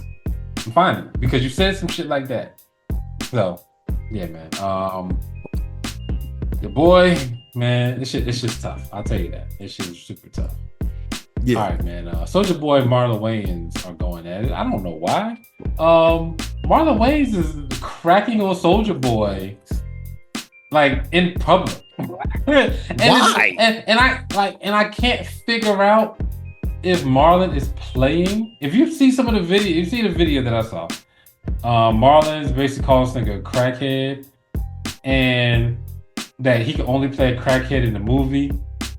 And he was like, I'm not casting this nigga for any of my movies until they start going downhill. He was like, so he'll be in Scary Movie 13 because that's when the series will probably be going downhill. On his downturn. I'm just like, what does Soulja Boy do to this nigga? Soulja Boy did something to this nigga, and Marlon Wayne's like, I ain't having it. I want to know. Like, I am seriously like, I wonder what happened. Well, all I know is that Soulja Boy done fucked his ass, fucked with the wrong one, because that nigga. We all know Marlon Wayans has time. He has time, and he's funny, and he got money, right? Yeah. And he got an ain't entire nothing worse. Yeah, ain't nothing worse than the potential of an entire family having jokes. And all them niggas funny. Yeah. That's not a good time when you could really potentially have to deal with the smoke of the entire family. The Wayans. No, the legendary Wayans family. Not just any family. Like, you know what I'm saying? Not the Smiths from down the street. The legendary the Wayans family saying, hey man, hey, you don't want to do this. Like, hey. Bro, them niggas is legendary. Bro, I seen some shit today about the Wayans. And this is on the docket today too, about them niggas getting in an NAACP Image Award. The entire family. That's crazy. I'm like, what? All y'all getting awards today. That's a lot of. They were just like, we gotta give one to all y'all niggas, bro. I'm trying because as a collective, yo, they were so they're dope, man. That's a dope collective right there. Yeah. That's a cheat code and a half. That all them motherfuckers are just that dope. And then the fact that like their offspring are that like Damon Wayans' son is one of my favorite actors. Oh, he's funny as shit. Yeah, to watch him like everything. I loved him in The New Girl. He's funny. The series he's doing with Damon Wayans now is funny. It's like, but this dude he's funny, hilarious, bruh. It's the NAACP Image Awards. They have a Hall of Fame, so they're inducting the Wayans family into the Hall of Fame. I'm like, what kind of shit is that? No, I was like, when I saw that, I was like, what even is that? Like, I'm like, how do you induct a family? Them niggas is so good that you can't just give it to one of us because it's so.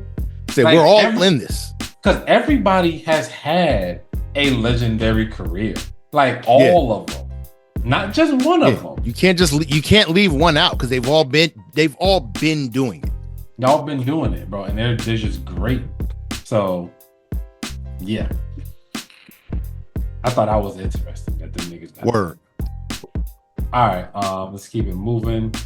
As a matter of fact, before you move on, Marlon Wayans, then he in Scary Movie 6 is coming out. 6, yes. Which means that remember he was fighting with the rights to get it back or whatever it is. Yep. So that means he's got the rights back, which is dope. That means they held out and they made sure the studio knew, like, look, you're not gonna have the success without us being involved. And that nigga was right. The studio folded. Yep. All right, man. That's such a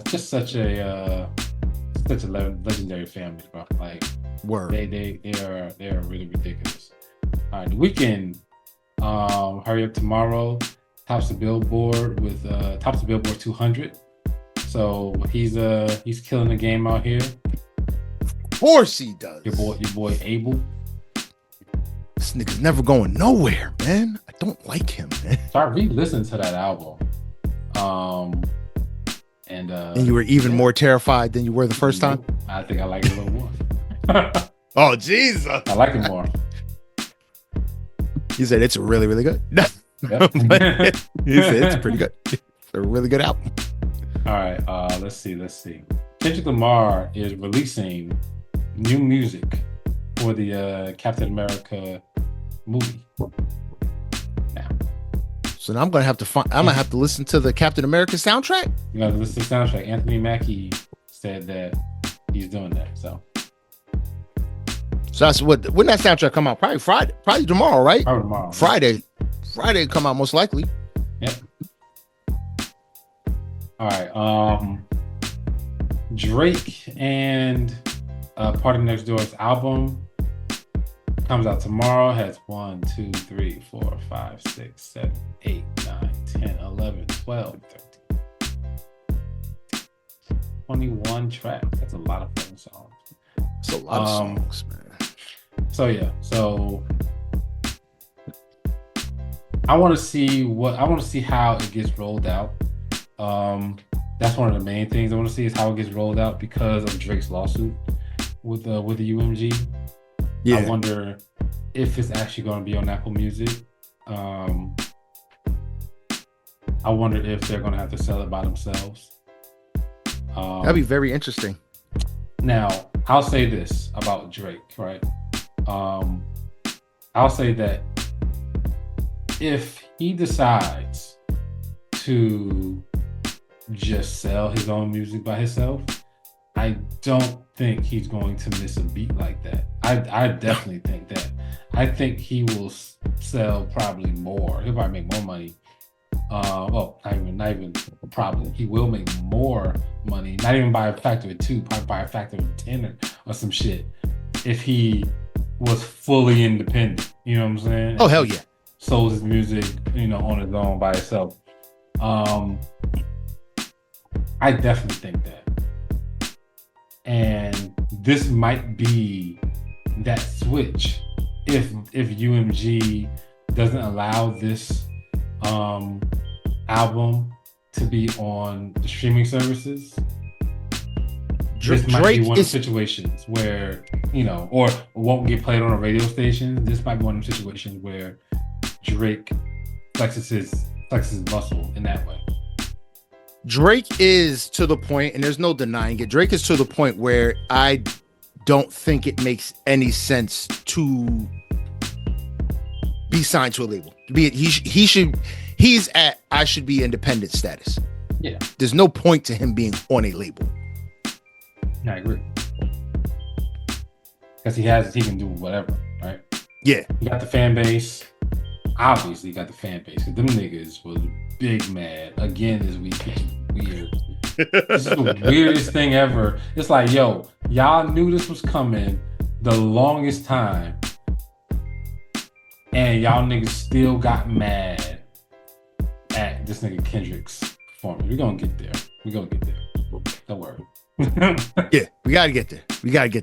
Even if JB don't show up, we're gonna get there. And if JB don't show up, then we're gonna talk about it again next week because JB has to get this out. Has to. All right. Let's talk about that right now. That's all I had though this week. We're gonna end off with the Kendrick's performance. All right, man. So first of all, Super Bowl, big trash. I was highly disappointed in a Super Bowl. What? I was bro. Now, mind you, again, I wasn't vested in the Eagles winning. I wasn't vested in anyone winning. I just needed niggas to hit their stat lines for these parlays. Yeah, that's it. And Kansas City met none of them. Like, I was just like, wow. But I will say that I enjoy good football. And the efficiency, as much as I don't like the Eagles, their efficiency on defense, like the way they were able to play such clean defense to where Patrick Mahomes wasn't getting those. You couldn't gas those extra calls for Patrick Mahomes. Nope. I've talked about it multiple times. He could, roughing the passer, extra 15. No, their defense was clean. Bro, they stayed in their lanes, the D-line. And it was only with their front four. And bro, that's the key to football. That's like crazy. If anybody ever want to know the key to football is rush the quarterback with 4.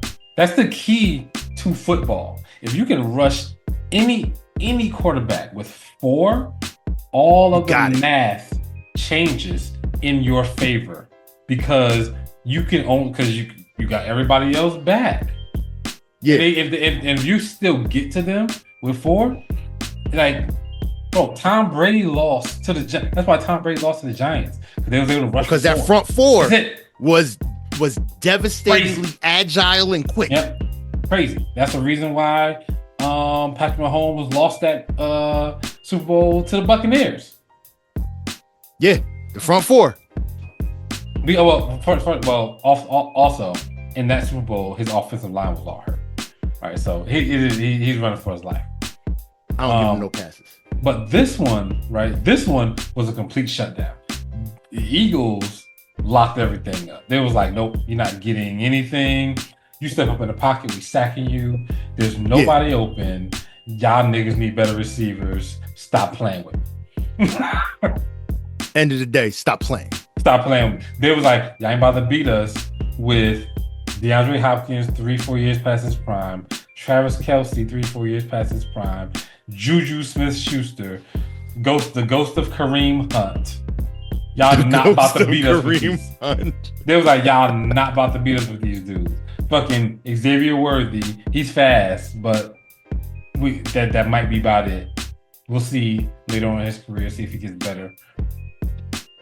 But yeah, I ain't doing it. And then when you add on the fact that like they were able to neutralize Saquon Barkley completely, but the fact that it's like y'all forget, like Jalen Hurts is built like a running back, like this nigga can run very fast. It's like, okay, so everything that Saquon lacked, it's like, oh, Jalen Hurts is like, okay, I'll do it, and he just started doing it. Yep. So it was just, oh my God. I said, I enjoy good football, and that was good football. The fireworks and sparkling, because I live in South Jersey, that I had to hear, all night was a bit annoying. Like, all night. It's like, okay, game is done. You hear right there. Yeah, you're right there. And I'm going to sleep. It's like 11:30, 12, or it's like 12. I don't know, 11:30, 12 o'clock. I don't remember what time the game was over. I'm going to sleep. Alarm goes off at 2 a.m. I hear, it's like, oh, these niggas is still shooting them off. I said, y'all need to go to bed, bro. I said, what are y'all doing? Why are niggas still awake out here? Yeah, but bro. It was dope. It was dope to watch Patrick Mahomes get just completely undone. I thought that was just very interesting. It was because like he didn't look like Patrick Mahomes. Like it was like, wow. Like I kept thinking like, oh, they're gonna figure this out and they're going to come back and make it a game. And like it was like, hey man, we're ready. We can rush for 4. Y'all can't do nothing about this because wherever Travis Kelce goes, you can throw it to a spot. Whatever, it's 3 niggas over there. It don't matter. If he turn around, it's 4 niggas over here. It don't matter. Yeah, like it was like they just had him on lock. And you can't throw the Worthy because you ain't got time to throw the Worthy. Right? You ain't got time. You ain't gonna have it long enough. Nope. Because we're here. You're here already. Like by the time Worthy get open, you're already running for your life. And that nigga don't do scramble drill well. No, he don't. That's one thing. Yeah, he don't. Because he depends. Why doesn't he do the scramble drill well? Why? Because he depends on the calls. Yes. Oh, that he wasn't getting. Yeah, bro. That's all. He doesn't scramble drill because by the time he gets to that moment, the flag is thrown. So it's like, all right, I don't ever need to scramble because I'm gonna get a call. He didn't even get to that point. Somehow. He didn't even get to that point. Literally, they was just like, he was dropping back. Like, I think in the first half, they had like 4 sacks. I was like, 4 sacks? Dude, they had 3 sacks on one drive. Yeah, I was like, what the fuck? I was like, this is crazy. It's like, how do you get 3 sacks on one drive? First down sack, second down sack, third down sack.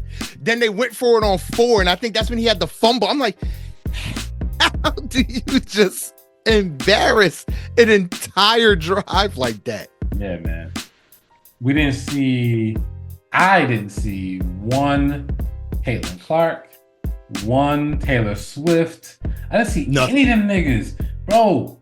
Nobody wants to see them, bro. That's crazy. They used to be all over the television. You didn't see them niggas at all. But if the Chiefs were winning, they would have been all over the place. All over. I just want to see Taylor Swift say "Amen." That's all I want to see. My daughter was like, "Oh my god." When they lost, she was like, Taylor Swift is never gonna get married because Kelsey was gonna propose if he won. I was like, that's what you're watching. That's you what? That's why you're watching this? Like, that's what you're invested in? You watching the Super Bowl for a proposal? Like he's gonna get on one knee on the 50-yard line. Yeah.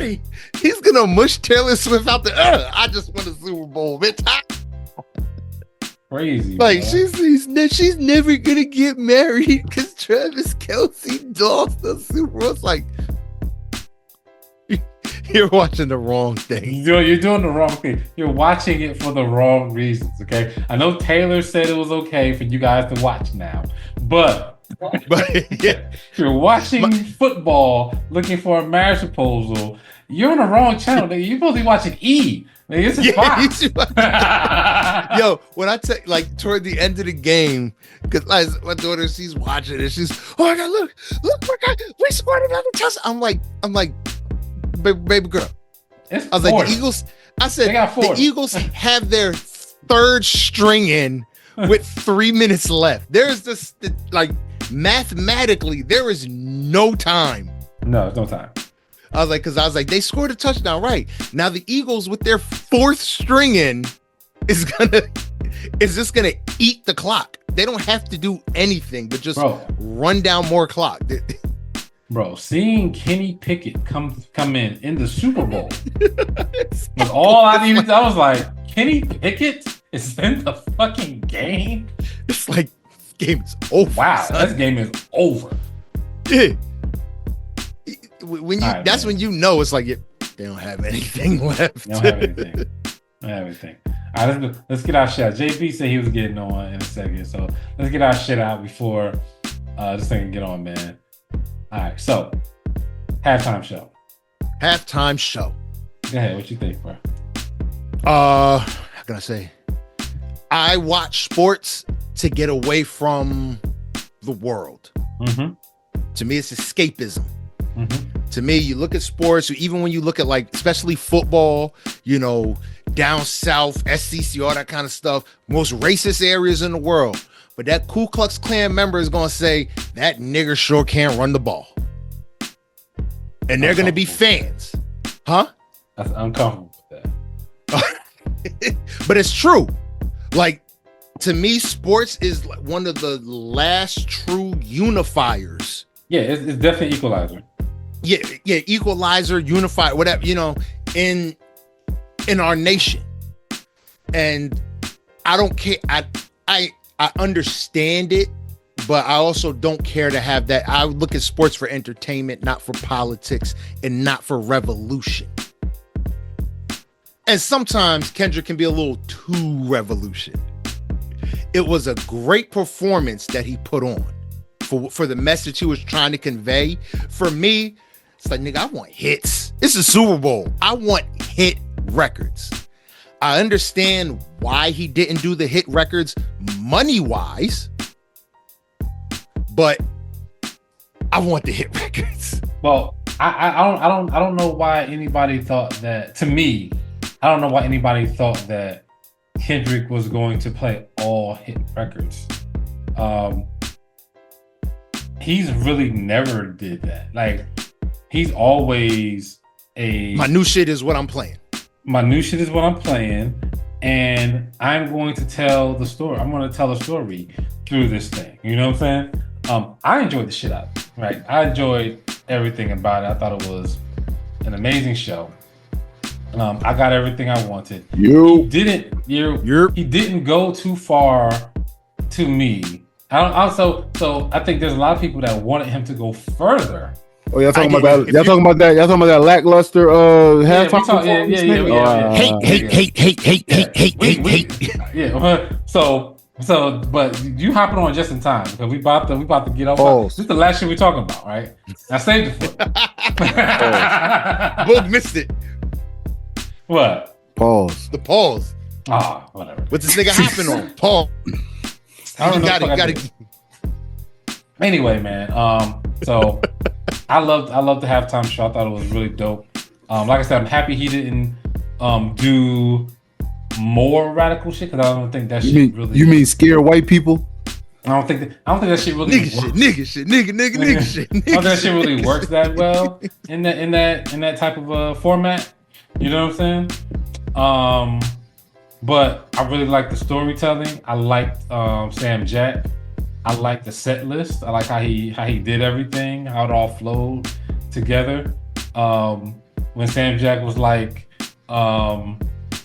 you're doing too much, you're acting too ghetto, he slows it down. And it was like, yeah, this is very nice, The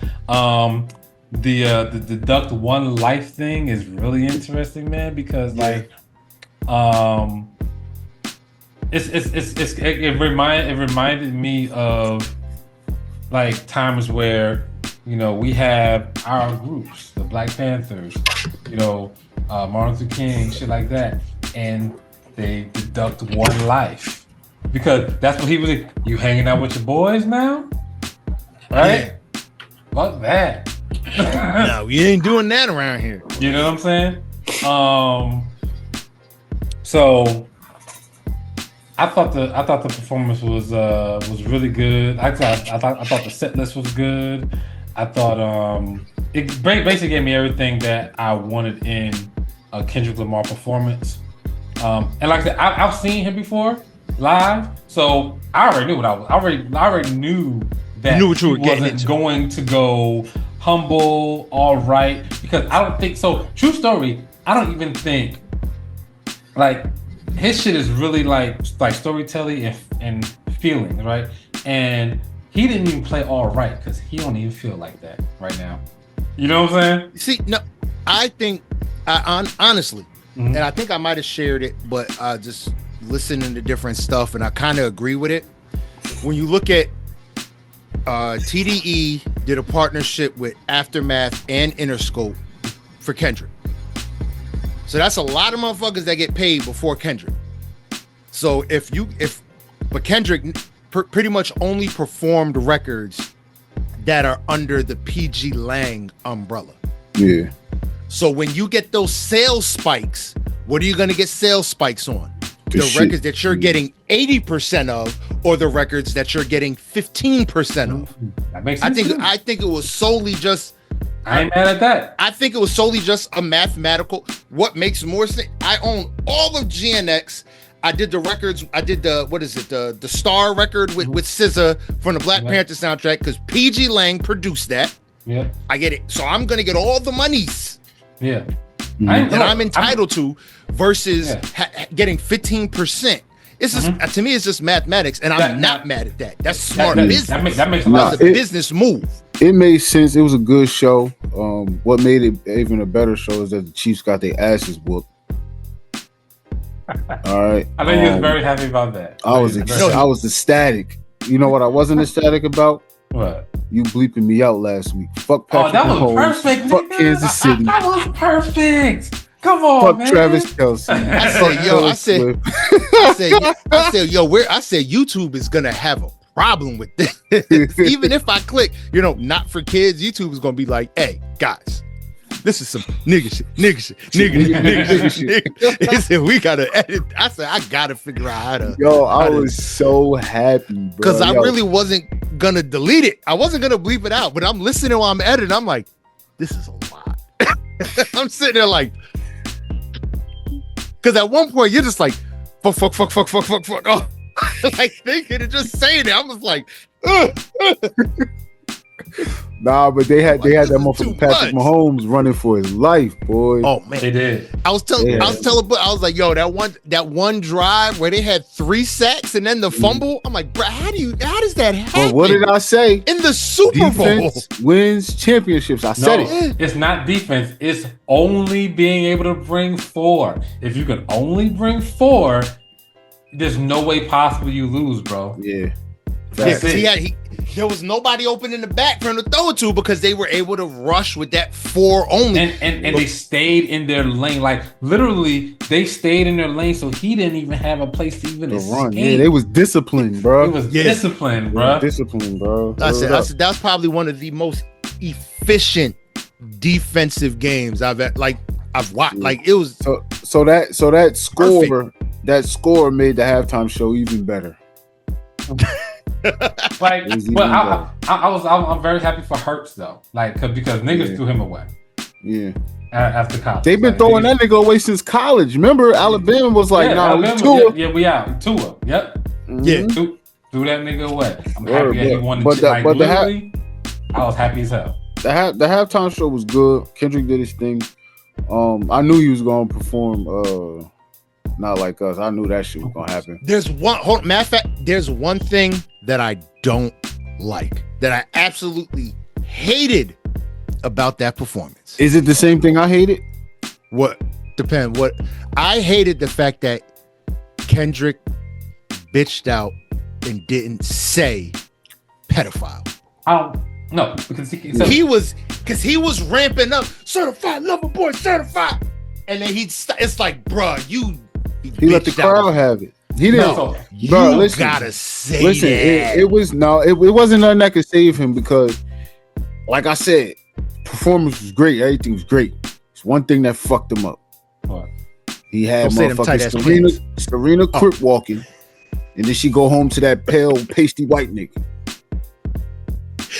It's for the culture. I never actually looked at her husband. I'm like, yo, he's white. Brother Umar is highly disappointed right now. You know, she ain't go home to like G-Eazy white. She went home to all shucks G Willikers. I said, wow. She went. Yeah. I said he went home to white milk toast, glass of milk and a paper plate in a snowstorm white. Like I said, wow. But and them I guess they Celine bell bottoms. Yeah, no, they're boot cut. Folk don't remember. Like I remember roll bounce, nigga. Straight leg boot cut jeans. True Religion was big on the boot cut jeans. It only looked that weird. It was bell cut. No, they're boot cut. The only reason it looked that weird is because the sneakers that he had on the Bo Jackson trainers, which is a very narrow shoe, or Deion Sanders, and it's not a big chunky shoe. He needed something chunky, and he only wears like a size 8. He's a small, so it looked he's small 7. Dude. Yeah, so it looks 10 times worse when it's like if he had on some Timbs. Oh, nigga, it would have been different. Yeah, it would have been different. It would have looked way better. It would have been different. But it's like you had on Timbs, they would have looked like Uggs. They would have. No, it would have shadowed the way we used to shadow our boots. Yeah, it would have worked better for the jeans. It would have worked but it's just he has a tiny foot and he wore boot cut. It's like there's a reason why they're called boot cut. Don't put on sneakers with boot cut. It's in the name. Yeah.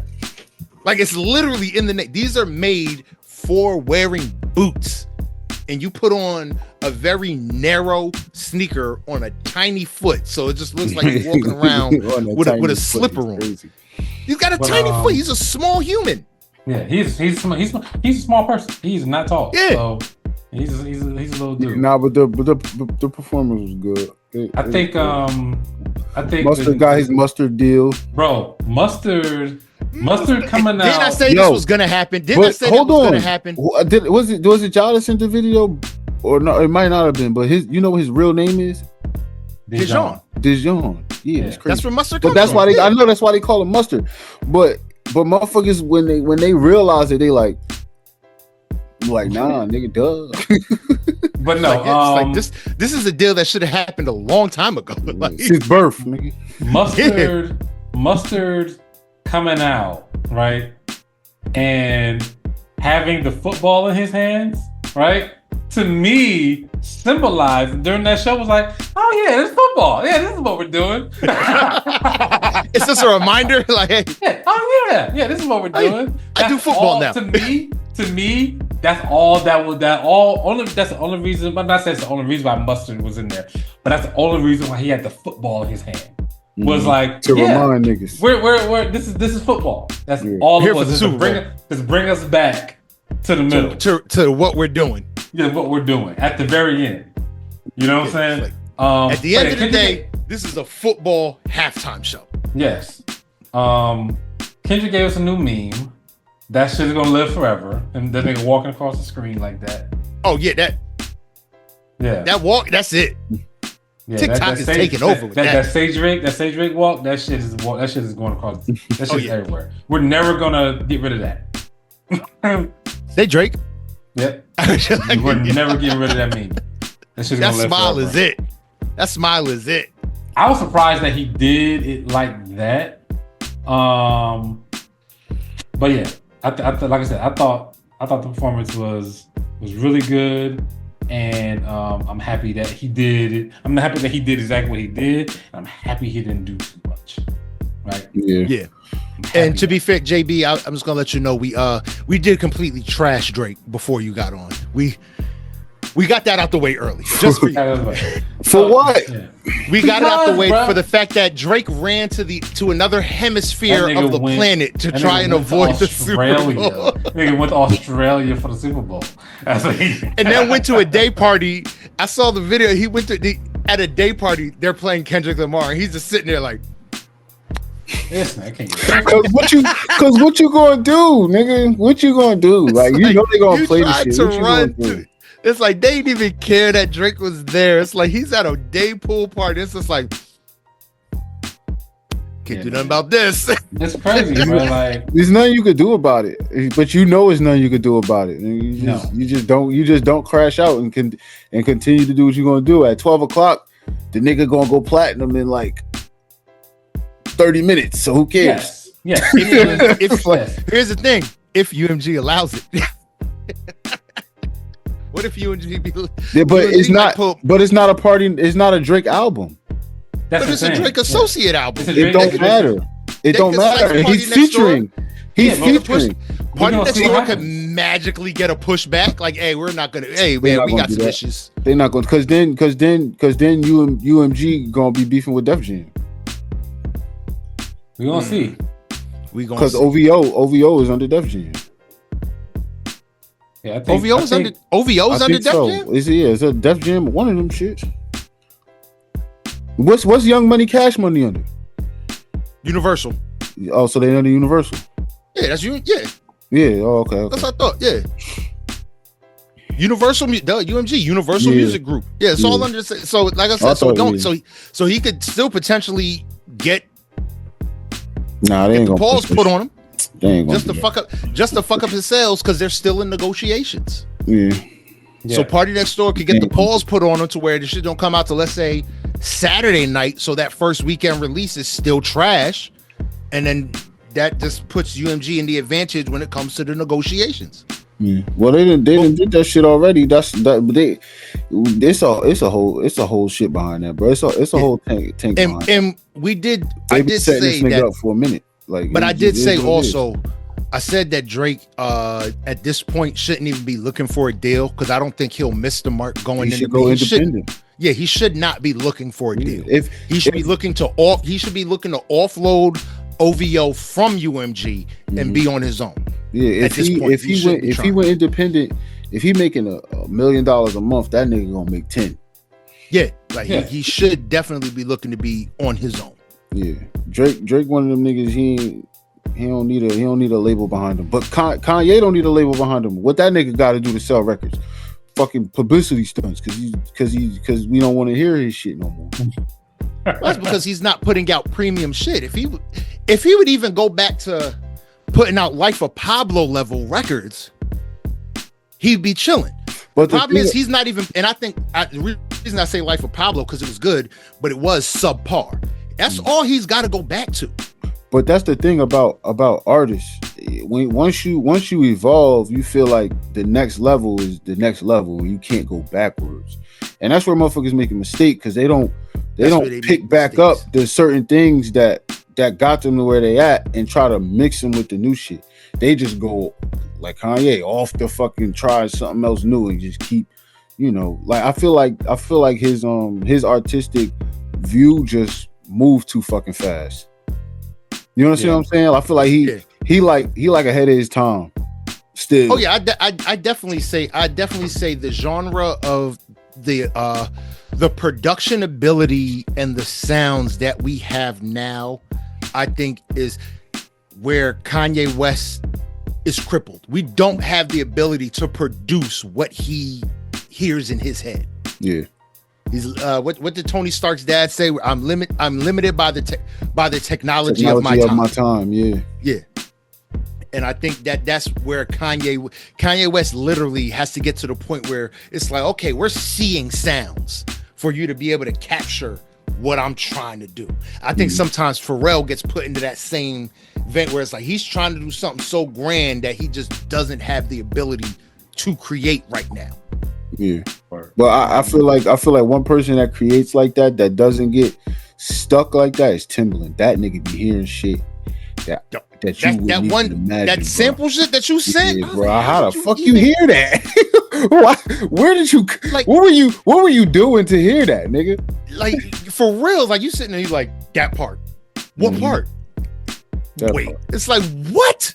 Even that Kendrick record when he chopped it up and it went backwards. Yeah, like was it I'm geeked and I'm fired up. Yeah, what's that? Yeah. Loyalty. Yeah. It's like I don't understand how sometimes, to me, that's the difference between the house producer and the super producer. Yeah. Or like the local producer and the super producer hears that little in the background and says, that's going to be the main part of this next beat. Yeah, speed it up. Yeah. Speed it up, put some reverb on it, change the pitch, and now all of a sudden it sounds like the most grand, opulent thing. And it's just like, oh, that's hip hop. You know what I mean? Yeah.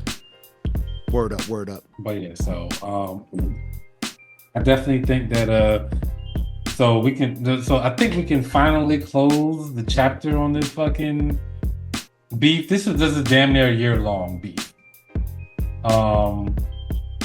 And I think we could finally, like, that Super Bowl was like, I think it was the closing chapter, unless on this album tomorrow Drake say some shit. What he about to say on the fucking Valentine's Day album, nigga? Nigga, who knows? Nigga, I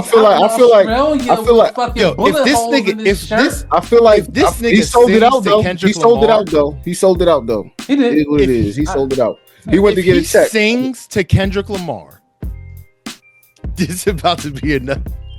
Look, I feel like lane. It's a Valentine's Day album, but if he on this record with Party Next Door and he sings "Fuck You, Kendrick," like that's gonna be a whole nother level of Kendrick's about to kill this nigga. Yeah, I feel like tomorrow all the BS stops. Yeah, I agree. He back on track. He back because this is a smart move. Don't the nigga, because you gotta realize you gotta at a certain point you gotta stop fucking up. You fucked up enough, right? But you still got records going diamond, nigga. So that means people still fuck. But no, those is old records. Now I'm talking about the fact, but all his new shit has all his shit to go diamond. All his new stuff that he's been putting out, rap wise, has not been hitting since the Kendrick beef. That's why it's smart for him to now do something with Party Next Door, change lanes completely. Totally. Yep. Yeah. Get out of rap for right now, because obviously no one's trying to hear what you're doing rapping.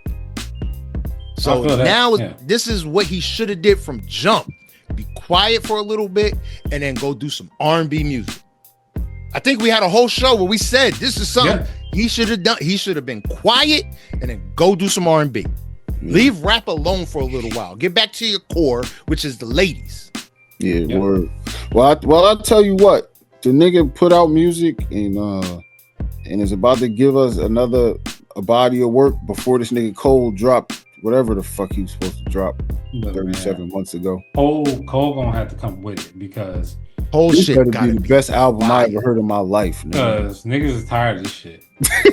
Cole's album at this point, it must be an instant classic. Yeah, it has to be better than Joyner Lucas. It has to be better than Killer Mike. It has to be better. It has to be better than Tyler. It has to be better than a lot of people. I won't put Tyler in that category just for the fact that Tyler does so much, and all Cole does is rap. I get it, but what I mean is it gotta be nominated. It gotta be there. Yeah. I feel you on that, but like I said, I think Tyler does so much that, like I said, Tyler. I look at Tyler in that same vein, like I do with Andre 3000. Not that they're equal, but they're not one note. I'm a rapper. No, I am a music creator and an entertainer. Yeah. So what I will say, he got to be better than Samurai. Oh, that's a good one.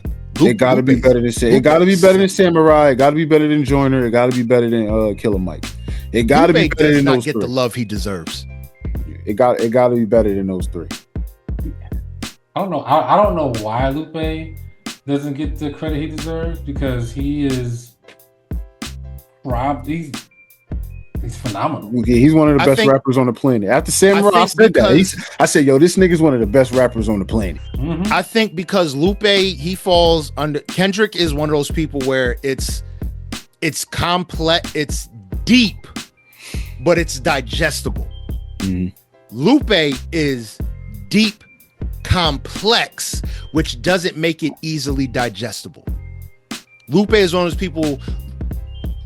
Kendrick gets the awards now. Lupe is going to be studied 50 years from now, though. I agree with you on that. Yeah.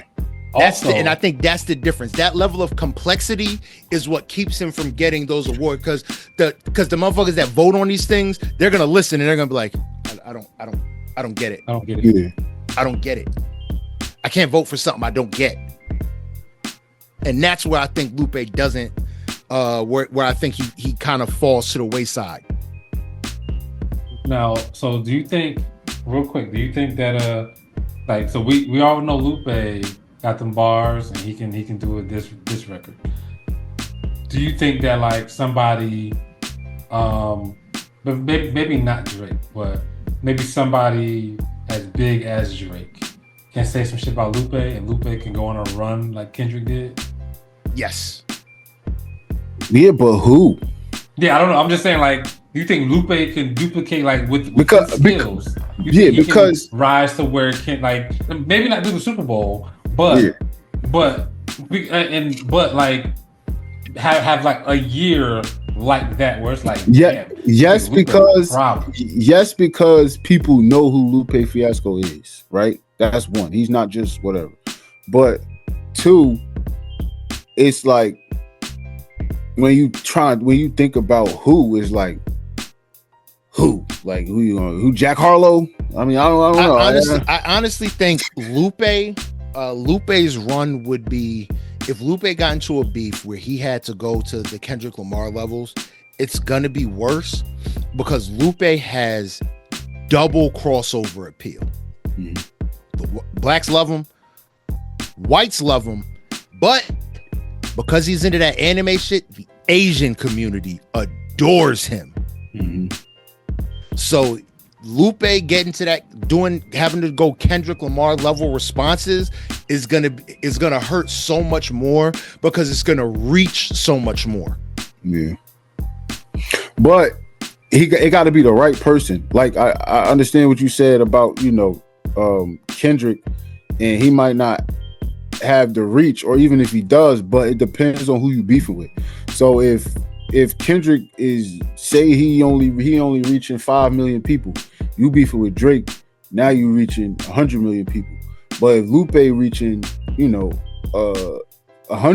million people, and he go beef with fucking he got a beef with like Tyler the Creator or some shit in order to ascend to that. He can't go be messing around beefing with Royce the 5'9". Yeah, like, then you just got niggas in Detroit mad at you. That local ass nigga Detroit, Royce the 5'9". Then you just got niggas in Detroit mad at you, nigga. Not everybody. You feel me? Word. Yo, speaking of Detroit, did y'all talk about what's that fat girl name that couldn't get in the lift? Man, on the Breakfast Club. They had to pull the couch up, and she like, that's accommodations. Nigga, I turned that shit off. Right? I did not watch. The reason why I turned that shit off was because them niggas was just fucking with her, bro. Yo, Charlemagne changed, bro. No, Charlemagne matured, bro. No, that nigga ain't mature. Nope, fuck that. Yes, he did, because that interview should have went way worse. That shit would have went way left. He matured, but he's not above what the fuck he did to that girl. Like, when he asked her, no, for like real talk, for bringing her on the show, right? And like, he brought her on the show. He said it. You know, I know you had your little. Let's see if we can make something out of this. He's just trying to make a viral moment, and then the little couch shit. That's pre-show. That wasn't even a show. Them niggas put that clip out. You know what I'm saying? That's accommodations. But I'm just saying we about to see that fat people is about to try to get the same whatever that the LGBTQ community. They about to start a new alphabet, and we're gonna have to make accommodations for these niggas, bro. I think that the FATAH. Yeah, you can't. The F word. Always hungry. The F word. I did hear that, and I was surprised. I was like the F word. I was like, so we can't say fat now? Like, is that really like that really going? That can't be where we're going. I don't believe that. Charlemagne said what? Fat? Yeah, that doesn't make any sense. In the America we're in now, Trump is president. Fat is not going anywhere. Not going anywhere, right? It's not. Yeah, so I'm like, I don't know if that's where we're going. I was like, I don't know if that's a. We could have got that with Biden, but with Trump as the president, that's never gonna happen. Yeah, I don't think fat is a slur. I don't. I mean, maybe fat is fat. It's a descriptive word for someone who's overweight. In the context of how you use it and you know where you use it, it's probably it could hurt somebody's feelings, depending on how you say it, who you say it to, when you say it. Yeah, all that shit. But I don't know if it's a slur. But yeah, I didn't watch it because I noticed it immediately. Once he said, yeah, we just brought you on here to see if we can make something out of your moment. I was like, oh, this nigga is trying to fuck with her. I was like, he's trying to fuck with her, and he put this clip out there of them wheeling this damn big ass couch in here on purpose. Sectional. They wheeled it in there on purpose, and they put that on camera. And I'm just like, why y'all doing that, bro? Like, y'all didn't have to fucking do that shit. Like, gotta create. It's a content creating world, man. Okay, cool, but it's a content creating world. But this is the Breakfast Club. These niggas can interview any fucking body they want to interview, right? And they chose to interview her. And I don't think she just had a moment. You gotta do it, man. I don't think that was the right choice. Now, accommodation, right? I think that we should accommodate people as much as we can. I agree with that. Now, are we accommodating people by like we're already making everybody lazy? Yeah, right? we make everybody comfortable. Words. Already doing that, right? But I don't know. I think that like accommodation, like I don't know, like there needs to be some form of like maybe some form of morals around it, because literally if you say we're accommodating everybody, are we accommodating niggas that do fucked up shit? Right? Yeah. Once you start with that, once you open up the Pandora's box, once you open up the door, guardrails on accommodation in general, because if you just say we should be accommodating everybody, that's not going to work, because there's some bad people out here that we should not be accommodating to. Now let me ask you a question when it comes to do you think that people over a certain size should have to buy 2 seats on an airplane. Yes. Because they can't fit in. They can't fit in the one. So now, if you on the window and I gotta sit next to you, you in my seat too. You in my seat, yeah. So I do agree. So you can either pay for the other seat or pay for my ticket, and I'll sit on your lap. I do think that if you like, first of all, planes are small and uncomfortable anyway, right? Yeah, already. Off top. So I'm like 6'2". Y'all niggas is 6'4", 6'5", right? I can't imagine. I wish. How y'all niggas fit on airplanes, right? I gotta sit on the end, and I gotta sit in the aisle. Yeah, I gotta sit in the aisle. Have my feet out. Yeah. And then I really be trying to get the ones by the emergency exit. Will you save lives? Of course, nigga. I just want to be comfortable, nigga. Yeah, but like whatever it takes to stretch my legs out, nigga. But if it's already uncomfortable, and then if you're taking up the 2 seat space, I don't see any problem with that. Maybe that's insensitive, but if I pay for a seat and you're taking up my seat that's already too small for me, right? Yeah. It's already too small for anybody. This don't got enough leg space, don't got enough arm space, don't got enough shit, right? Yeah. Like only person that's comfortable in the seats is kids. Yeah. Right? Yo, because I promise, kids be living their best life on airplane seats. Upside down, backwards. I'd be so jealous. They be you. crisscross applesauce in the seat, watching us. I'd be like, yo, I promise you this: if she was to sit next to me in a plane and she didn't want to buy the 2 seats or whatever, I promise you, I'm sitting just like this on her, nigga. I'm leaning, bro, because I can't put my armrest down. Where I'm gonna rest my arm at? We getting real acquainted. Nigga, I'm laying on you, comfy, bitch. Yeah, friends. We best friends now. You turned into a sectional.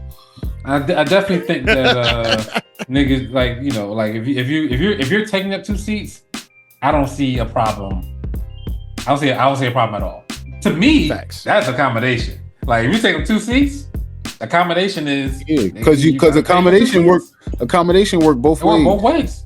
And that's what the alphabet community fails to realize also. So we getting into this. If I gotta accommodate you, you gotta accommodate me. Only accommodation I need from the LGBTQ is if I just meet you, if I don't know you, and I call you the wrong pronoun, don't hit me. Don't beat me up. I got one. That's all I got one. Don't beat me up. I ain't got no problem calling you whatever you want to be called. But if I just meet you, you gotta give me a minute. Yeah, you gotta give me some leeway. But look, I need the grace to get it right. Word. Speaking of that, went to eat the other day, me and wifey, right? So, this nigga out here eating every day. Y'all niggas is rich. we get our food, right? So the waitress that we had didn't bring our food, right? It was somebody else that was working. So I'm like, all right. So they came over and my head was down, but I seen the person coming over. My head was down and I heard the voice and it was deep as hell. And I'm like, oh, this a man, but it looked like it had the long hair or whatever. So when he handed me my food, he was like, here you go, sir. Right? So I'm like, bro, if I said thank you, sir, this motherfucker would have got mad at me, right? Just thinking about it, right? And I'm like, yo, that's fucked up, right? Now, if I say it to you, right, I'm mispronouncing you, right? Now you're not mispronouncing me, you just going off what you see. So you say, here you go, sir. Yeah. It's natural. Yeah. It is because we all learned it. Like it's natural to see a person that looks like a man and you automatically think that's a man. I don't think that is inherently Wrong because it's kind of ignorant. You know what I'm saying? It's like, hey, I see something that looks like a man. That's a man. If I see red, I think it's red. You know what I'm saying? There's nothing, but and yes, there's some stuff you're gonna get wrong, and I think that's where you need to have the grace and saying, oh, I didn't know you looked like this to me at first. Now I see what's going on. I correct myself. But to get mad at me, if anybody from the LGBTQ community gets mad at me for, and I've never had this happen, but if I ever run into a situation, I would tell them like, hey, you gotta give me a minute. I will get it right, but I don't know you. So I don't know you, and I don't know you, and I just met you, and you look like what I thought, but you're not. So give me a second. You said that like that. You look like what I thought. You look like what I thought. If you look like a man, I'm gonna automatically call you a man, not think about it. If you look like a girl, a woman, I might call you that too. Now, also, I'll put it back on myself. Over some time, right? I might even develop a mechanism in my brain to just wait a second. You know what I'm saying? And just look and like observe before I even say some shit. That might just start happening because you're gonna run into that shit more often than what you think. And you might just walk up and be like, hi. Yeah, you might need to just chill and just be like, hey, what's actually going on here before I open my mouth? So that's definitely something that we can do. But that also takes time because I've never learned to do that. So I gotta teach myself to do that. You know? Like all my life, men have been men, women have been women. Even if they were gay, I've never seen a gay man and had to worry about had to worry about calling them a woman. I've never had to do that ever. So I've never seen so many transitioning people and have to worry about who am I talking to. And it's just something that we all got to figure out how to do, and that right there is figuring out how to do. That's a combination, right? Them giving us grace, that's a combination. You know what I'm saying? And that's all we can do for each other is give us that leeway so that we can all get it right and everybody can be fucking happy. That's all niggas want. Word up. Oh, and by the way, I just saw the Drake Party Next Door album is actually being distributed by Sony. This is his first album not being distributed by UMG. Yeah, I'm about to say it's under Sony. Yeah, I thought it was under Sony. Yeah, so that's interesting enough. Yeah. But yeah, all right. So is that a wrap? Rap City. Yeah, word. All right, bet. That's the wrap, man. Yo, this has been another episode of the I Do It for Hip Hop podcast. If y'all want to get at us any other way than how you're with us right now, you can do that by going to Apple Podcasts, SoundCloud, Listen Notes, iHeartRadio, Google Podcasts, Spotify, or YouTube. You know what I mean? If you want to get in contact with us, the best ways to do that is to hit us up on the email, idoitforhiphop1@yahoo.com, or hit us up on IG at idoitforhiphop_podcast. If you got music you think we should be listening to, you think we should be chopping up right here on this show, those are the best ways that you can get it to us. You know what I mean? But understand that if we think it's good, we're going to say it's good. And if we think it's bad, we're going to say it's bad. If we think that shit is terrible, trash-kabibble, we're going to say that too. Because music is subjective and it is subject to criticism. From who? Us, the real people. You know what I mean? Even though JB been taunting his little rich life, going to see movies the day before they come out, but we're not going to talk about. Anthony Mackie about the fact that did a great job. We not going to talk about the fact that I am the premier blurb on this show, but this guy, because I ain't going to use the N-word. This guy went and saw the movie early. I waited to see it with you, the people. He went early. Because he got his SAG card. He out here going to premieres. Anyway, man, y'all, if y'all want to follow us, the best ways to do that again is the IG at I Do It for Hip Hop _podcast, or you can hit us up on Facebook, I Do It for Hip Hop podcast. If you want to follow me directly, you could do that by going on to IG at Great Pharaoh _PHARAOH. You know what I mean? Boog, man. Why don't you tell them where they can find you? Yeah, you can find me on Instagram at Mr. Can I Live 1. That's MrCanilive 1 on Instagram. And the one thing I forgot to say today is that Canelo Alvarez and Terrence Crawford are about to fight in September. So that's gonna be good. That's gonna be good. Yeah, that's gonna be good. Hey man, that's it. I'm waiting for that Shakur and Tank. That's gonna be another good one. That's another good one.